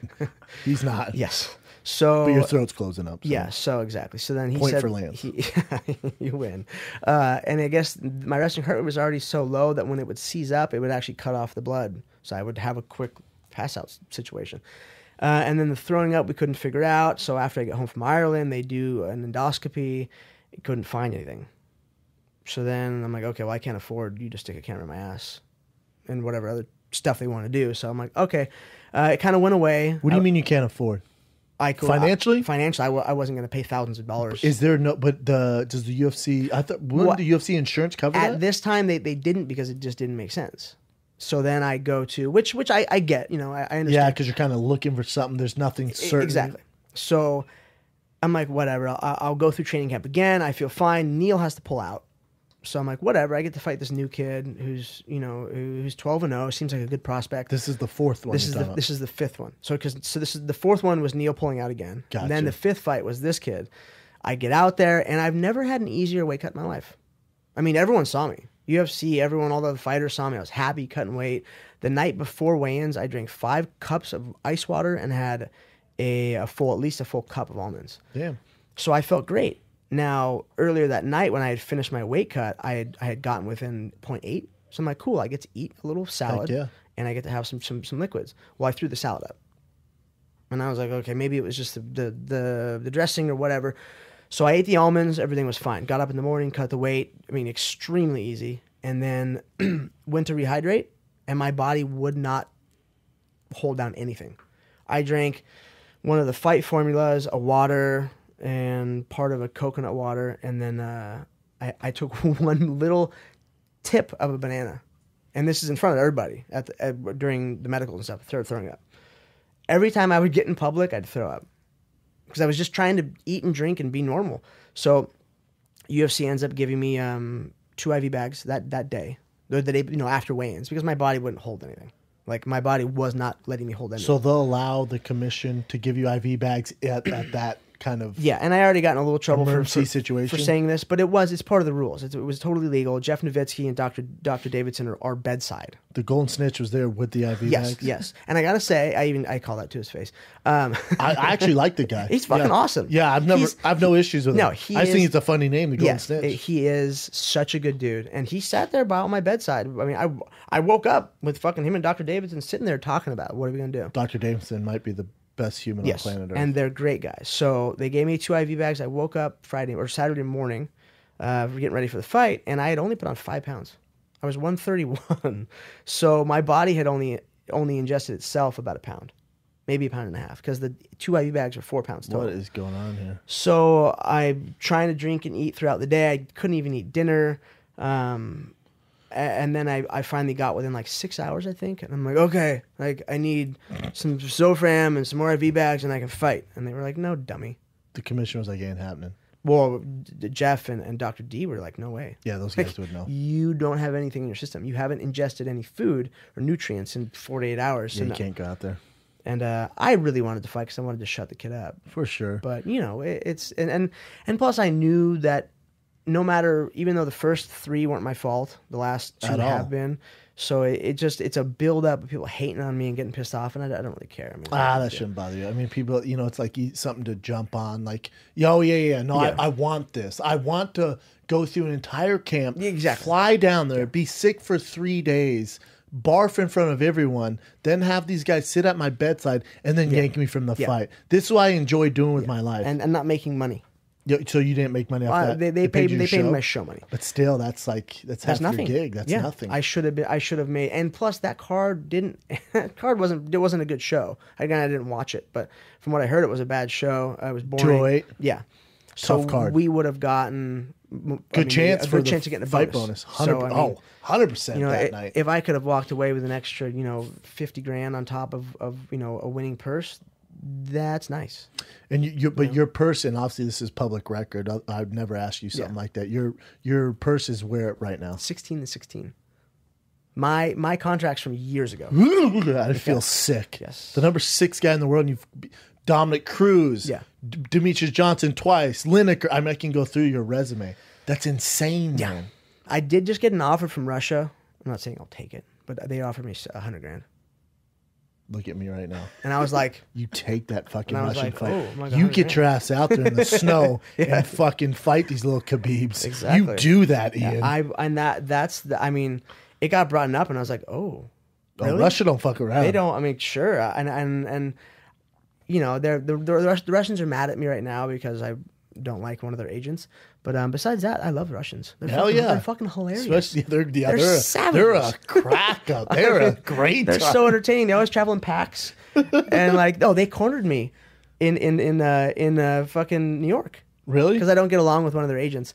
And Khabib and everyone was like, fucking the whole group, and I was like, oh shit. Yeah, you don't want 30 tough Russian dudes on your back. They were totally cool, but they just had a bunch of questions for me. Like, why don't you this and that? That's and cool. I was just like, Jesus oh my Christ. God. You guys are awesome. So for you, where are you at mentally? Like, are you in a place and here, just an outsider looking in. So you wrestled before, correct? Yes. And how many years did you wrestle? From the summer before freshman year is when I started. So I didn't start cutting weight till freshman year. So you started cutting weight freshman year. Yeah. So and I'm sure you've had this talk with other people. So you've been cutting weight for how many years? You know what I'm saying? I feel like at some point, years. So you've been cutting weight for 17 years. Yeah. And you tell me, I've cut weight maybe 3 times in my life. Shout out to Heavyweight Life. But as you get going, it gets harder and harder, correct? Yes. Especially as you get older. So do you think at some point your body's like, bro, like we tried throwing you a sign by locking up your esophagus, you just keep on keeping on, man. Like we got to figure something out here. Yeah. And you just keep fighting through it. It could be it. I could be too tough for my own good. I mean, I don't know. Even like when they gave me the first ultrasound, the doctors are bedside digging this thing in my ribs, and just like tears going down my face. And lady's like, oh, she had grew up with one fighter. I can't remember who it was. Somebody I knew the name. She goes, "Oh my God, are you crying?" I'm like, "No." And she's just like, "Oh, do you want some morphine or something?" I was like, "Yes." Like, please, if you're gonna do this again, give me some fucking morphine. It hurts People think so because bad. you're a mixed martial artist, like when I get a tattoo, Oh, I'm such a baby. yeah, like you said, I'm like, what the fuck? I'm not RoboCop. cream like on there. Put that the shit cream hurts. on. And then he goes, I mean, we have cream. Give me the fucking cream. Of course, but of course, give me the cream. Yeah. What's wrong with you, man? It's so much more to go. Yeah, if anything, I'm more sensitive to pain. But so where are you at right now? Obviously, 5 fights. Yes. And it's been up and down. Then your body's having these issues. You fought for a while. This, and by no means, you're a friend. This isn't a retirement talk. People Yes. gave me the same talk. Oh, Where I are you get it. at with it? Because people used to go, and good friends would lead me into this, bro. I mean, you had some fun fights, and then you got this going on. I mean, what's left? I hate that shit. No, it's like, just ask me what you want to ask. Just say, hey, stop fighting. Yeah, exactly. That's not what this is. No. I'm just wondering where you at with everything. Well, and I've been open about this. I thought about retiring before I signed the Justin Scoggins fight. I signed that fight laughing because my arm wasn't working. If people don't know, I've had 7 surgeries on this arm. Go ahead and make a here. fist for everybody. Yeah, this is my fist. Yeah, This that's I a punch fun people time with. punching with a right hand. And I get to figure it out and cork it a little bit. But so yeah, 3 here, fracture dislocation here, 4 surgeries here, and then 2 bad infections in this arm. Staph? MRSA. Oh, yeah, that's a good So once guy. you have MRSA in your body, it's always going to pop out. It's always there, yeah. So this arm wasn't working. It just wasn't, to be me and to end up on the ground like holding my arm in tears. It sucks. Well, I signed the thing, going, okay, whatever. My arm's We'll figure it out. And my doctor, I got an MRI. My surgeon, he just looked at me and goes, okay, guess what? He's like, you're fine. Nothing. Everything's after the stem cell. Your arm is way better than I thought it would be. He's like, stop being a pussy and train harder. He's like, you will work through the pain. He's Damn, like, I what know kind how of it works. doctor is this? He's a good guy. Yeah. He's done my mom and all my friends and my teammates. So I did it, and now my arm works a lot better. My arm still hurts a little bit, but it works. I've gotten most of the size back to it, and I can knock people out with it. And Which is nice. yeah, I'm sure. But what about the The hand is still a problem. After a good day of sparring, it'll swell up, and I just have to take care of it. I got to wrap it extra tight and do a lot of physical therapy with it, which I have to do anyways. I've torn every you major should be doing joint. that anyways, right? Yeah, as long as you've been fighting. Exactly. I've tore every major joint on the joint on this side of my hip, my knee, busted my ankle, all this stuff. So I do a lot of physical therapy. So what's your team say? Because we were talking off here, Yeah. but when you walked in, so you're at Ruka with Yeah. Perillo, who, I mean, top 3 striking coaches in the world. Yeah. I think he should be fight of the year, coach of the year. Yeah. I don't. Have they done the MMA awards yet? I don't know if they have. I've never even been. I've never been either. I got invited to a couple. I know I'm up for one for personality, but I know Perillo's up for coach of the year, and he should probably win if you look at his body of work. I hope he doesn't so. get enough credit. You know why? Because he doesn't care. He doesn't care. No. He doesn't want to be in the spotlight, which I love. Exactly. You tell him I said, "What's up?" I will. We don't really know each other. I'm a huge fucking fan. Come on down. He's a monster. He's you should just come out the new Ruka. Come check out the HQ.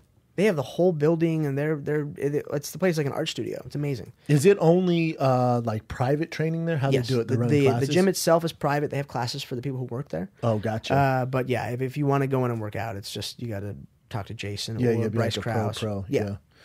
So like, what's Jason say about where you're at? And obviously, he's been around the game working with Bisbing and Tito and Cyborg. I'm sure he's dealing with the Cyborg stuff, which we can get into. So, what's your team saying? Because they know you best. Because I would have so many outsiders say, you should be doing this. I would do this. I'm like, you guys don't know shit, though. So you have this close-knit They group. all talk. Corey Beasley does my strength conditioning, and he's one of my best friends. I've been working with him for 7 years, and as a strength guy, that's hard. A lot of guys bounce around. I don't like bouncing around. I was just with Oyama. I have Oyama tattooed on my arm.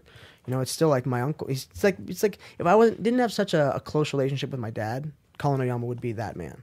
But I just needed a change in my life, so I got his blessing. There's nothing wrong with that. Yeah. So, Corey talks to Daryl Christians, who's my wrestling coach, and he's that very smart guy.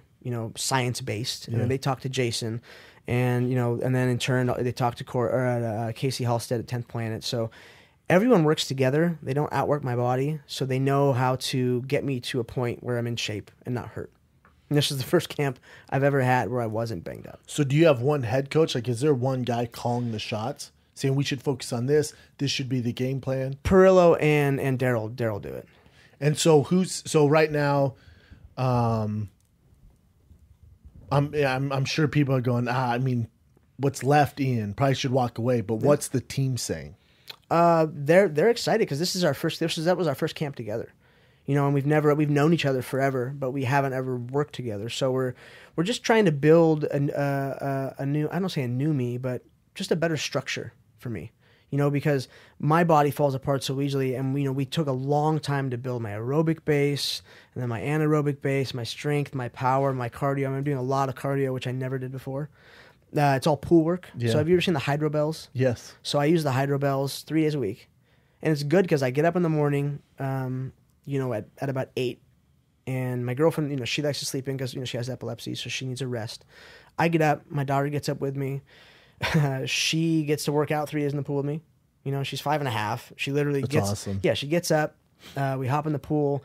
I do my about an hour workout while she plays in the pool in the spa. And then my girlfriend will get up and make her breakfast and serve it to her in the fucking spa. And I just want people to know this, and I know you and I have talked about this, and I think just so people know what kind of guy they're dealing with you, and one of the reasons why I think you're always going to end up on top, man, because you're such a good guy. I try. Just talk a little bit about your girlfriend and then your daughter too, if you want to. Yeah. Because you deal with a lot of shit on top of 5 fights getting canceled and not making all the payment you should have been made, and how frustrating that is. And then talk about your home life with your girlfriend, which I can't imagine because this game that you're in is hard enough. And then your daughter too, man, which you basically, went against the doctors and said, this is what I'm going to do, and cured it. So I'd love for people to get that view of you, because when I think of you, I think of that.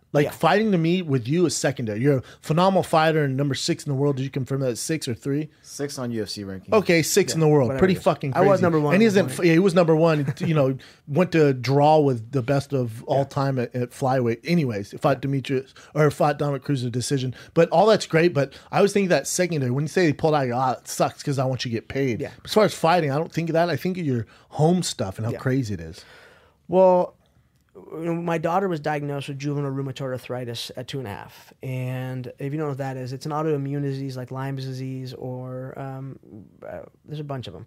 So, or osteoarthritis, but hers is just a central attack on her joints. And it affects her brain, it affects her vision, it can. So you see your kid, and I was a single father, especially at this time.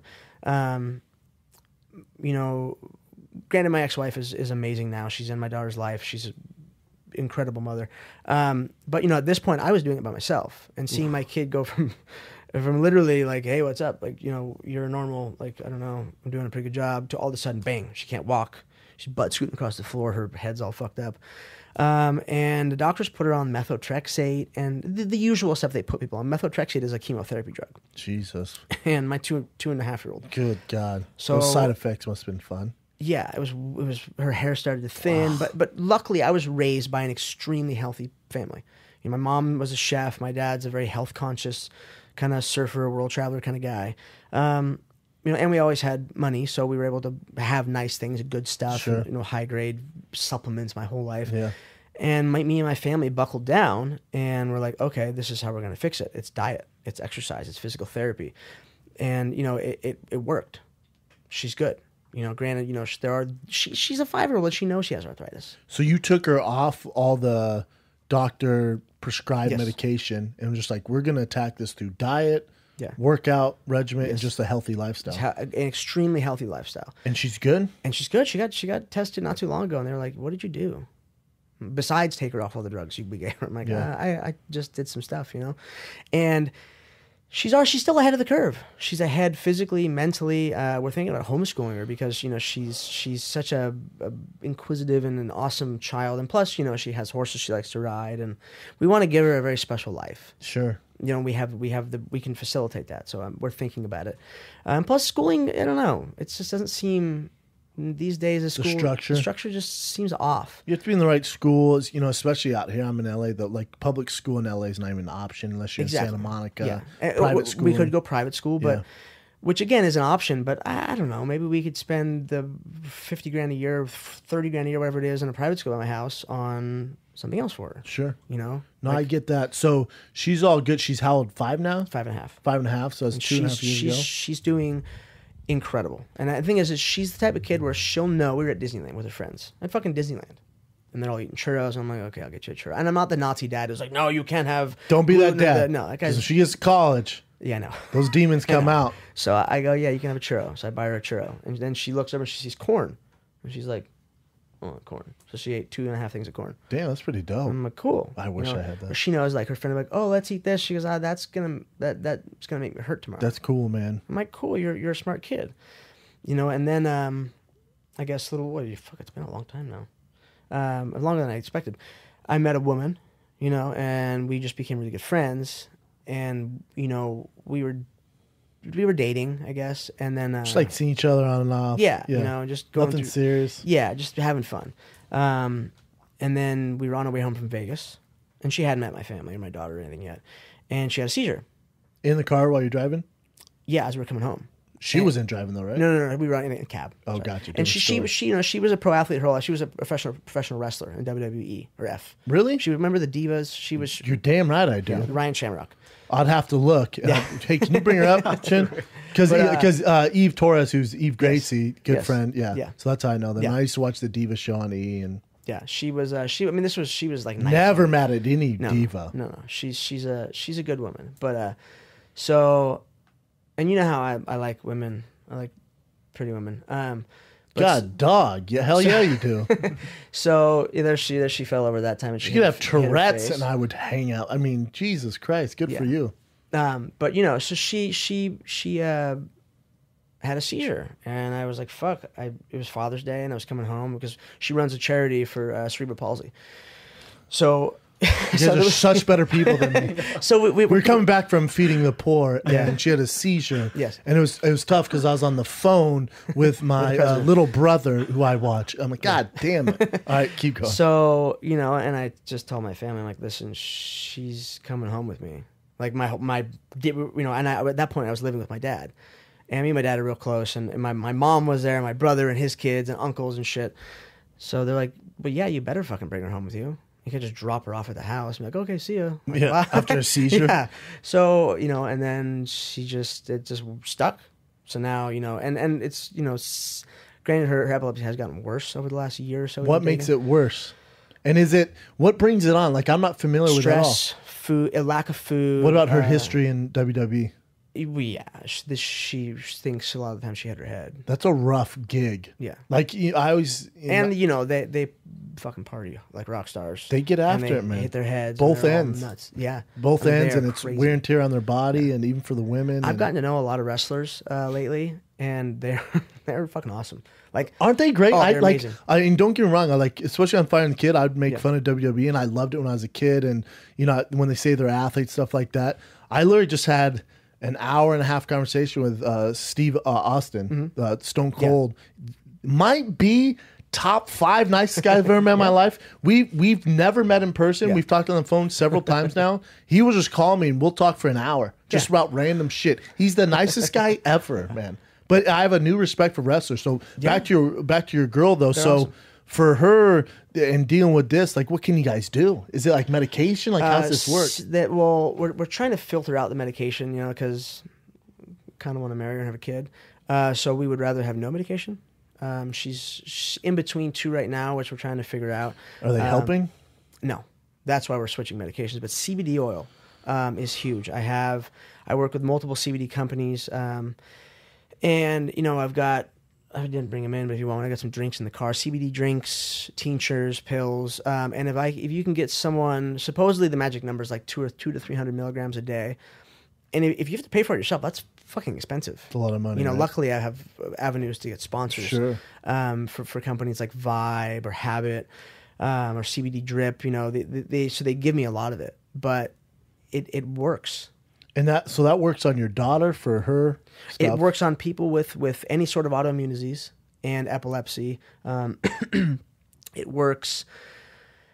I mean, for a whole multitude of sicknesses, cancer. Someone gave it to me for because I had like a strain on my trap hair, bad.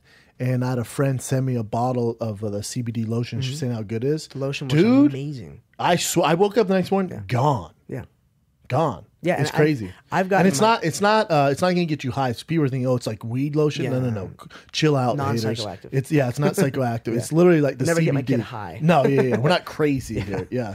So, but it's helping your girl too. Yes, and you know these CBD drinks, they have, some of them have certain products from some are cannabis derived, some are hemp derived. So some of them make you test positive for marijuana. So people need to watch out for that. But it's just whatever.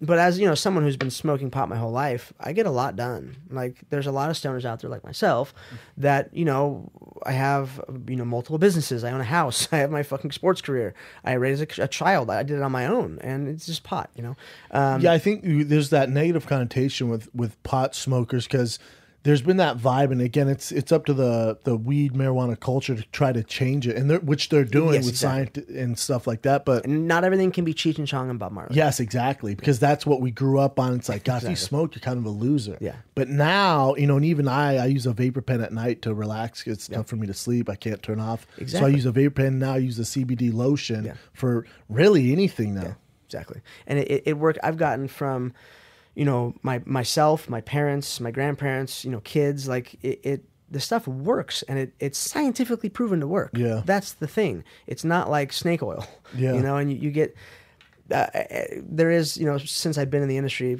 so much, especially lately, thinking about coming out with my own brand of products and product line. I think that's a good idea, man. Especially, you're linking with these companies as far as their sponsoring stuff. Yeah. And with your brand, your awareness, and you're good on the mic. So you have your own podcast. Shout out to your own podcast. Yeah. So Storytime with Uncle Creepy, and I have also 2 American Animals. Boom. Yeah. So you know what I'm saying? So you have a voice, and the branding and linking makes sense, man. I don't know why you wouldn't do it. Especially because it's worked for your daughter. Exactly. It's working for your girlfriend now. But the reason why I wanted, and I love the CBD stuff and marijuana stuff, but I just think it's so interesting that you have this number 6 flyweight in the world. You have the stress of you missing the last 5 fights and all that shenanigans, and you're getting this hate online. But to me, it's like, I'm sure that's tough, but your home life is what I'm like, I don't know how the fuck he does it. Well, you know what it is it used to be really stressful. And since I've had my own house now, I'm able to contain it all, where I don't talk to anybody really. Yeah. Like I go to the gym and I come home. That's all I do, and so you're really just with your daughter and your girlfriend. Yes. And, and whenever we can get our kids together, perfect.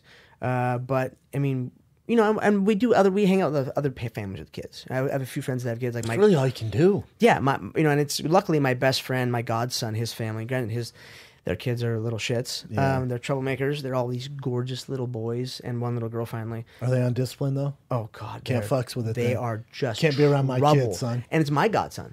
And I'm like, go ahead and take a hand to him, though. I gotta fucking. Your godfather, go ahead and take a hand to that warm, stupid face. God in these child. That's what I would do. But their kids are just so much smarter than we were as kids. It's crazy, And then all my friends, all live in this little area. We live at the beach, so That's it's dope, like man. Everything's very, very self-contained, and everyone in my circle knows, the situation. Like, my girlfriend needs rest. If I need help, they help. What do you mean needs rest? Like you guys be doing activity and she needs like you guys know the schedule? Like you can predict these seizures? No. That's something you can't predict. But even with myself, as hard as I train, I focus on resting. I focus on, my daughter, because she does have her RA. I make sure she sleeps a lot. Like my household shuts off for like 12 hours a day at night. We sleep from 9 to 9. Yeah, that's cool. That's where everyone relaxes, watches movies, TV if they're not sleeping, and that's just how it has to be. Yeah. And then bang, I get up and I do all my stuff. I get my workouts in, or and the girls, they'll go to gymnastics or do whatever throughout the day, and it works out well. Yeah, I don't think you get enough credit for that stuff. Granted, you're not in the media being like this and this and this, but to me, it's life. Yeah. Well, for you, it's life, but it's a fucking beast. Like.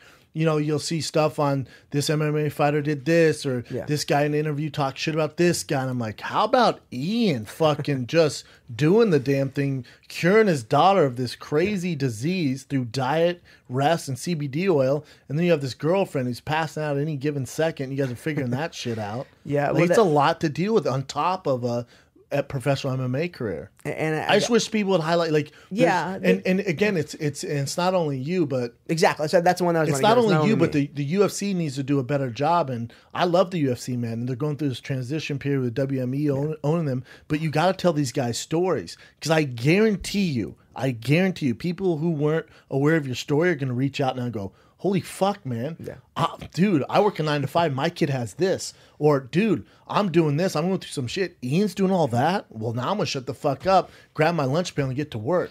Like, these are the stories. Yeah. This is why one of the reasons I want you on. These are the stories that the UFC needs to tell. Like, I don't need a 24/7 showing a guy training, I'm going to whoop his ass, or girl, oh, this is my life, title shot, that's all I care about. All right, we fucking get that. I don't care if you have a fight coming up or not. Why not do a countdown show on Ian McCall right now? Going through this shit.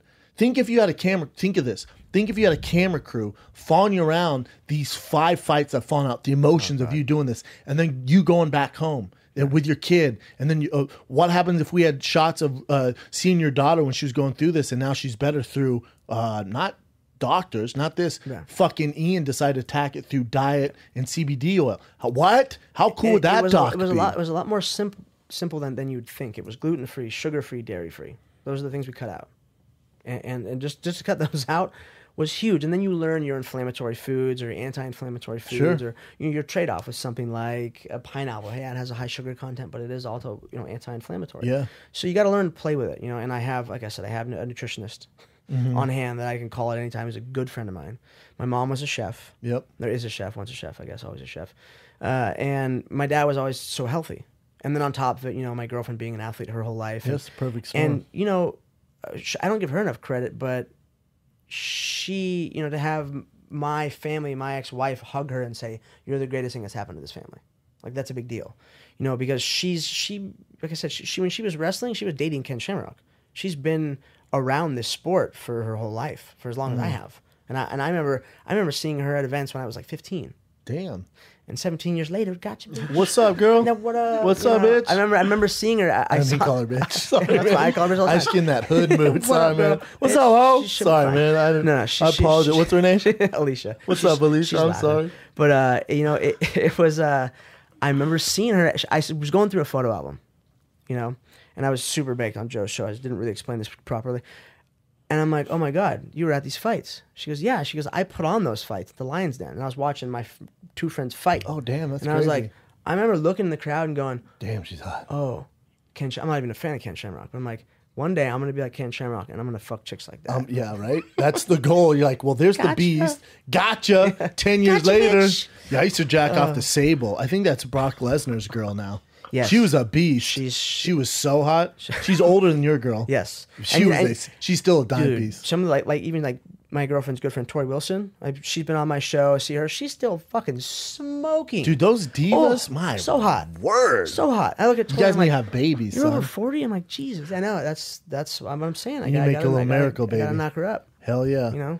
I love it, man. I have one more golden child to rub in the other kids' faces. Just be like, look at this motherfucker right here. He's perfect. I'm sure she has some crazy stories about WWE days. Oh, man. And that was the golden era before there was social media. And, like, you know how usually you kind of get weird at hanging out with your girlfriend's ex-boyfriend or something like that? Well, her ex-boyfriend's X-Pac, Sean Waltman, who is... He's huge in WWE, right? Possibly the greatest person I've ever met in my entire life. Why are all the WWE people so cool? I get to hang out with him and the guys from Danzig and next to Lemmy statue at fucking Rainbow Room and smoke a joint. Like, I feel fucking the coolest person. This is what I grew up like thinking this is cool, Yeah. But Sean is, to hear the stories those guys did and the shit they went through, oh my God. Rock stars. I mean, they lived, 280 days a year on the road, made a bunch of money, and were that famous, and there was no repercussions. You could do anything. Zero. I mean, zero fucks were given. We have Stone Cold coming on next week. I can't wait to meet him. Yeah. He's just the nicest fucking guy, man. His ranch is out by, because my girlfriend's from Texas. Oh, yeah. And her dad lives in Flat, which is the middle of fucking nowhere up in the hill country. Love Texas. I actually think I might want to retire there. Oh, wow. But it's, but yeah, I guess Stone Cold lives right by there. So. He lives there, yeah, and then we're basically next door neighbors out here in Marina. Nice. Yeah, I was like, where you live? I'm like, here? He's like, what's your address? And I'm like, what's your address? I'm like, bro, we're about half a block from each other. Yeah. He's like, damn. It's cool, man. Beer. You just walk over and just on a boat with a beer. It's all day. Just start doing. I don't know wrestling. I'm just gonna hit my elbow and like throw to the ground. I don't know. Feel like an asshole. We got a million fan questions for you. Let's take a little break. All right, my man. We got 1 million fan questions for you. We're gonna start from bottom down. You're gonna be here for the next 12 hours answering these questions. I can do it. Just kidding. We got. Didn't take any Alpha Brain today, which I'm bummed out on. Oh, I stay on it, brother. I'm addicted to it. I'm so addicted.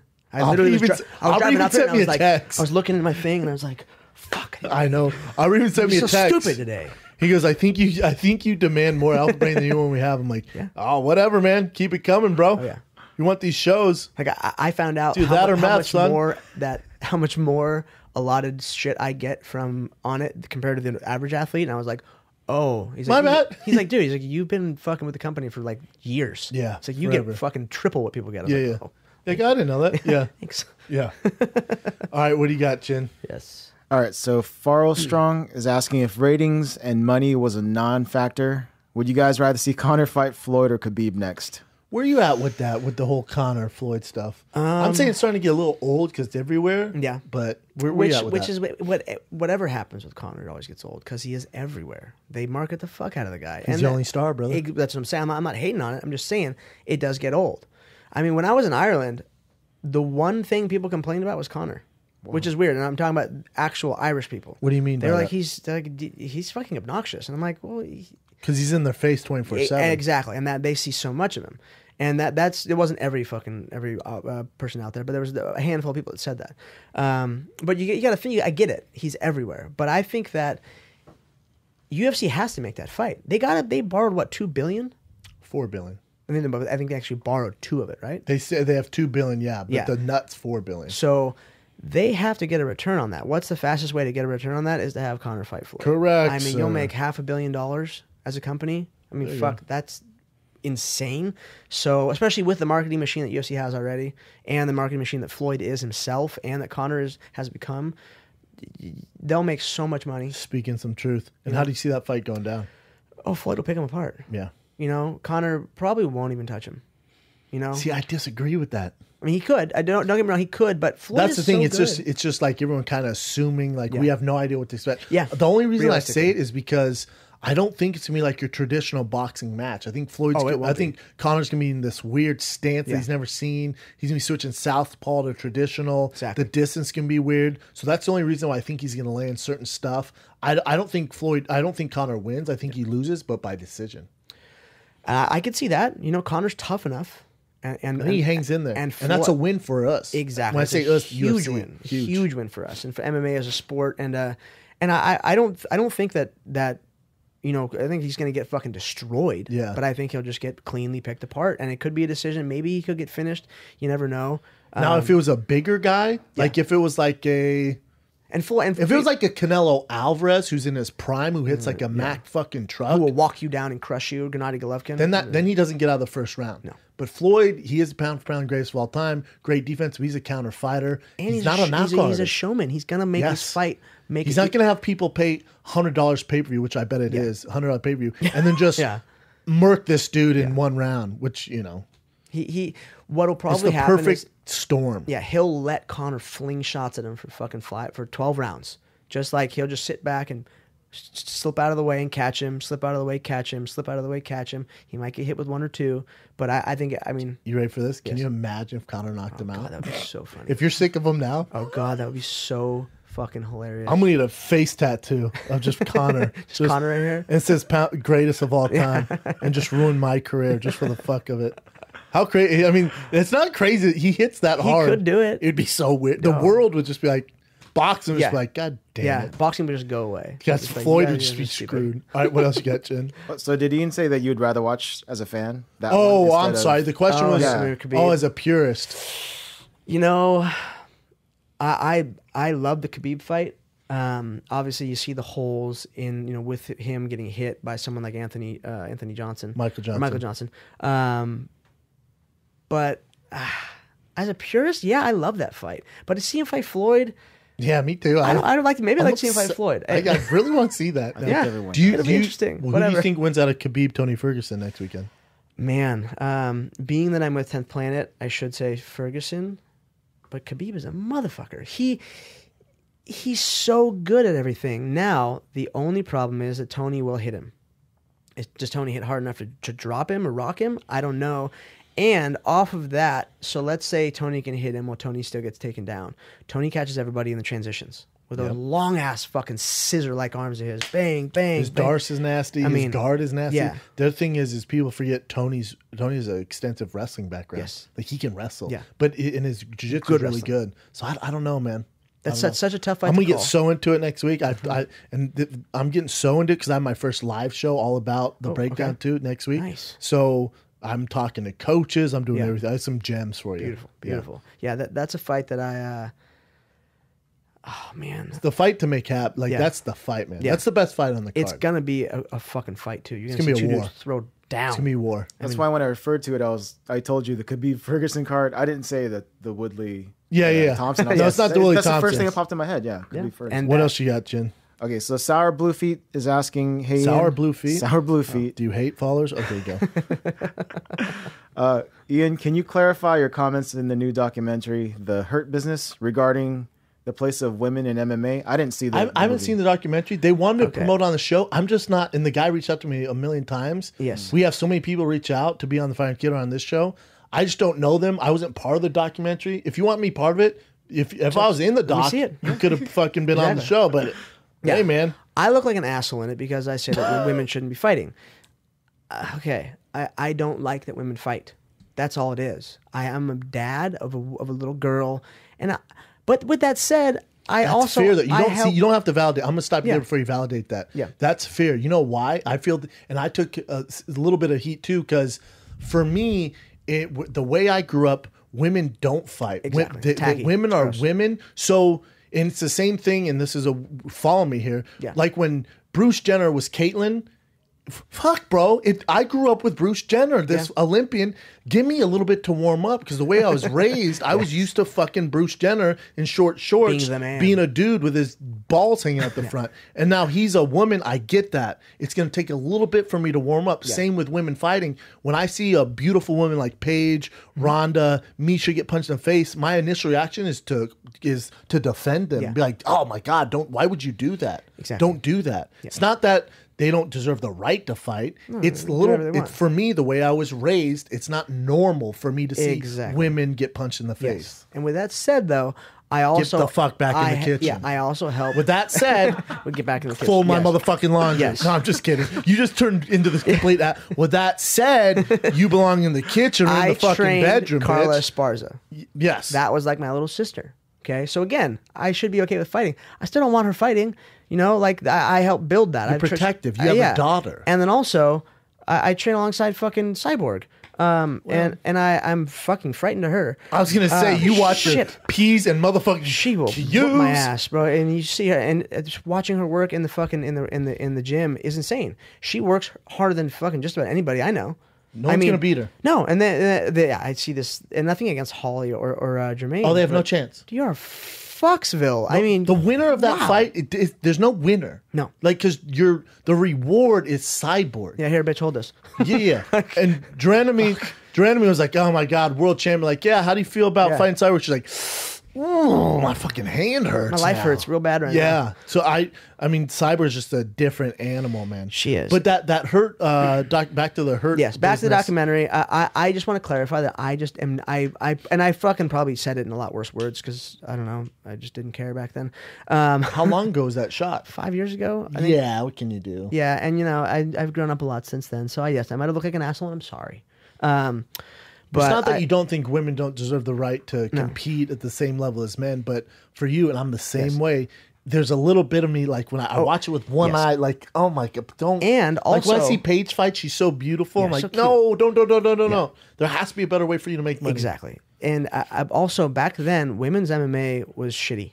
Yeah. Women weren't even close to what they are now. Yeah. Women have advanced that sport, their version of the sport, so quickly. It's insane. Look at Ronda. Took 411 Holy days shit. off. Was like, hey, check that. Oh God, what the fuck is that? I mean, I mean, they put my own foot in my own mouth. Like women have been like, no, look at like, fuck you, shut up, Yeah. you know, because I really thought they weren't good enough before. Now women are fucking very Some good. are the biggest stars in the UFC. Yeah. And your girl, Carla Esparza, who I have changed my mind. Dude, who freaking ranked number 3 in the world. Yeah. She fights kind of a no-name, on-ranked girl.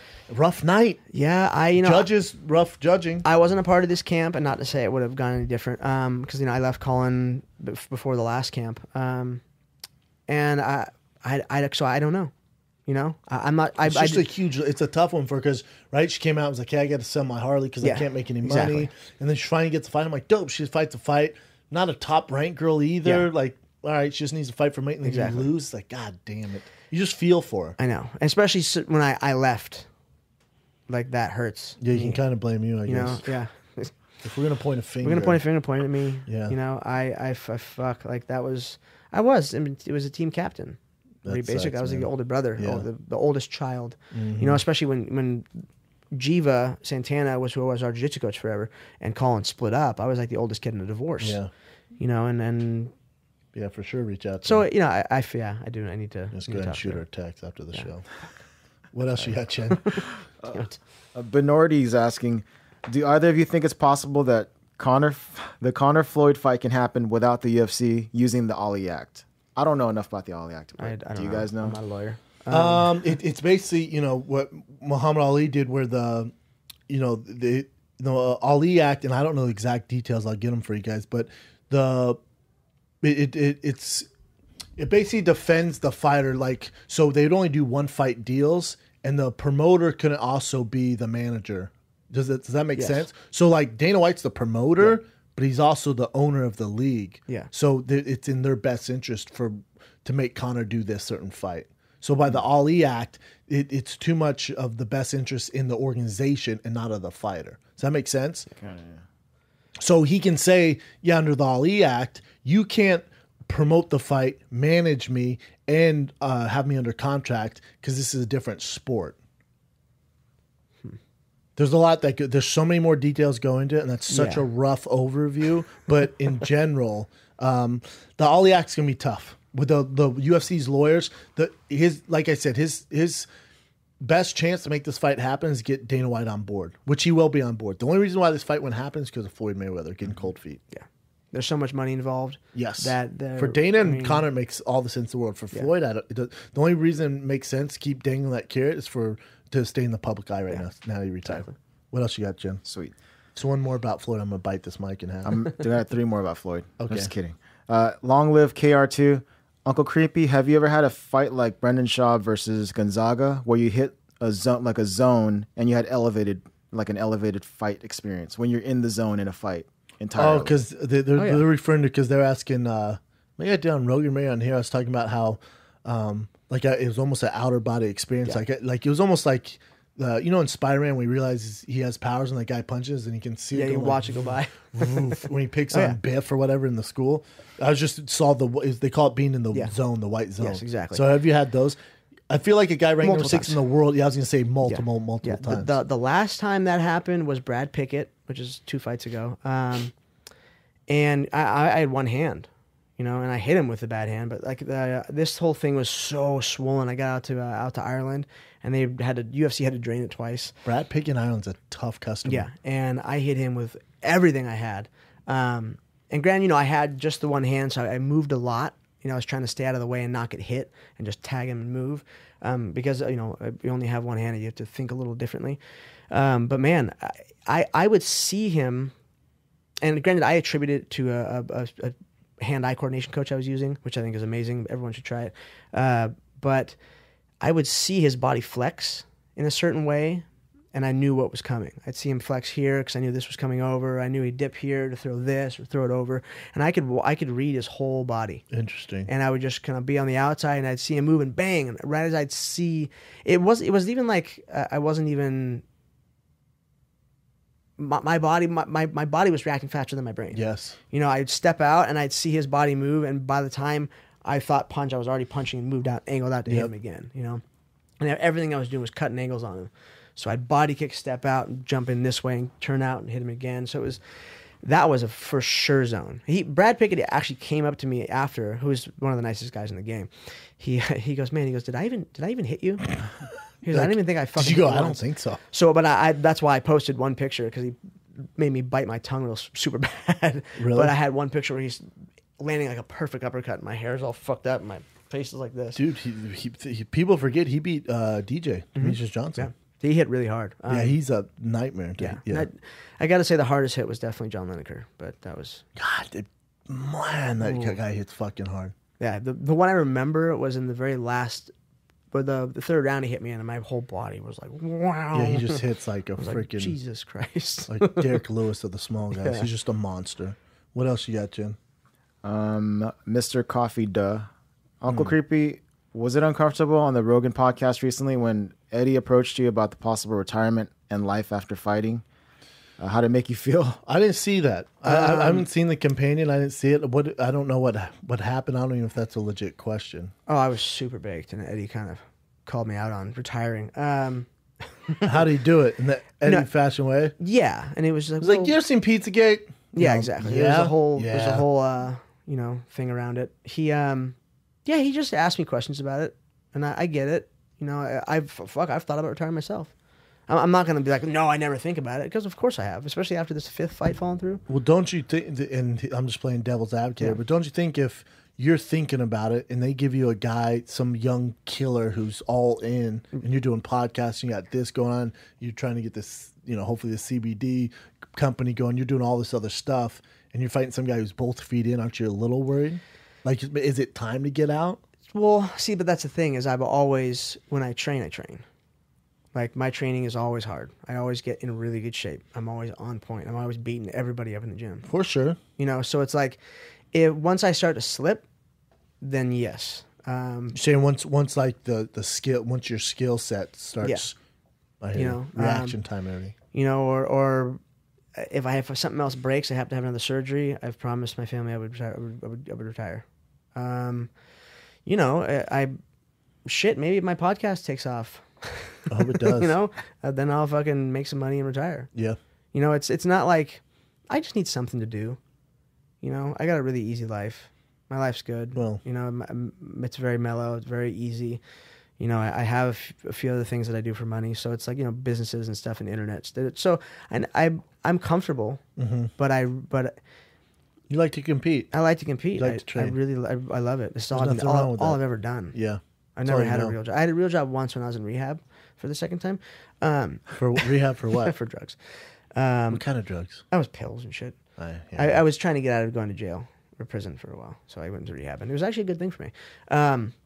But I was a telemarketer. It made me want to kill myself. Oh my god! Well, yeah. Yeah, it was horrible. You would rather be in prison.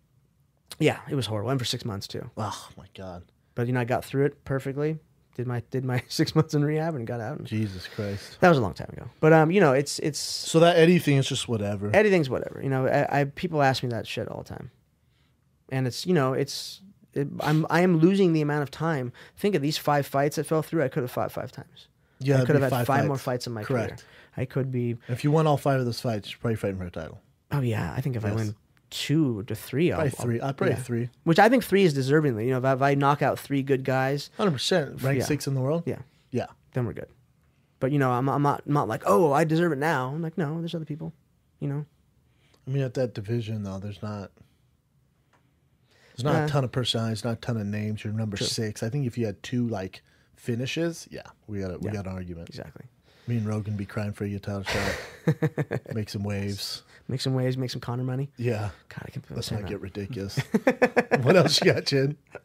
All right, something within's asking a pretty long one. I'll try to narrow it down. Yes. He said Mazagati, but he means Yamasaki. It is tough. It is tough to confuse him, right? I can't imagine how everyone. Did can you get this see right the all fight time. before they asked this question? You see Travis Brown?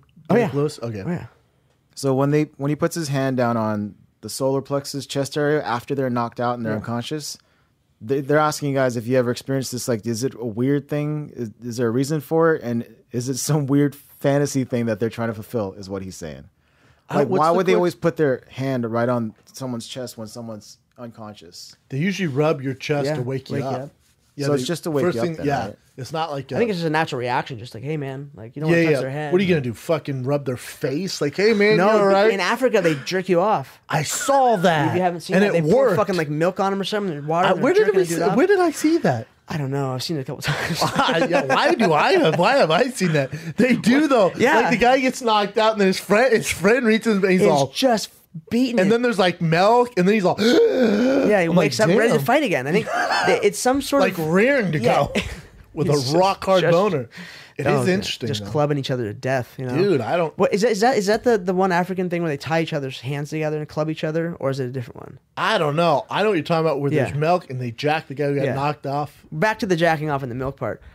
It Think if seems the UFC did that.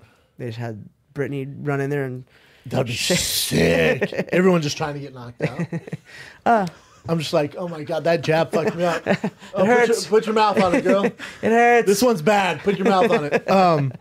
Yeah, I don't know what the fantasy I'm gonna thing get is. in That's a trouble. weird fucking It question. is a weird but question. Yeah, I don't know what the fuck you're saying, man. So I don't either. some man. sort of fantasy. Do you have a fantasy? Yeah, do you have a fantasy to, I don't know, wake a dude up with chest rub? I don't know. That's fucking What was his weird. name? Greenfoot. Something, 142. something within.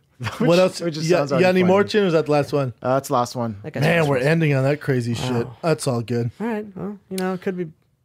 We Could could be get worse. weirder. We got some humor out of that Yeah. question, I guess. That was weird. So for you, brother, before we get you out of here, Yes. you can listen to your podcast, obviously on iTunes, SoundCloud. Yes. You guys know where to find podcasts. It's Story Time with Uncle Creepy Yes. is the one. Yes. Is Storytime with yours. Creepy is mine.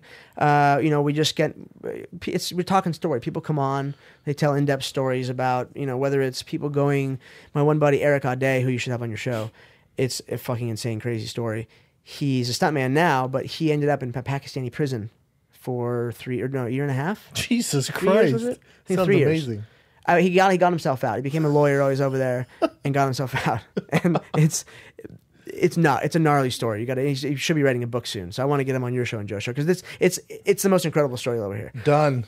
Set it up. And you know, there's that, and then you have like my friends. You ever listen to the Dirty Heads, the band? No. I know who they are, though. Yeah. So I'm good friends with the singer, and he came on and told stories about being on tour, Oh, my or God. other people from other bands or whatever, or wrestlers or whoever, porn stars. And then we have my other show with my co-host Eric Apple. It's Two American Animals, and that's just utter nonsense. We just talk shit and make fun of people and each other, and it usually ends up talking about buttholes or something gay. That's how it goes when I guys don't know. get together. It always we goes. call there. it locker room talk. Yeah, it's As our locker room. president It is locker room talk, but it is amazing, and we get to talk some cool stuff. So check them both out.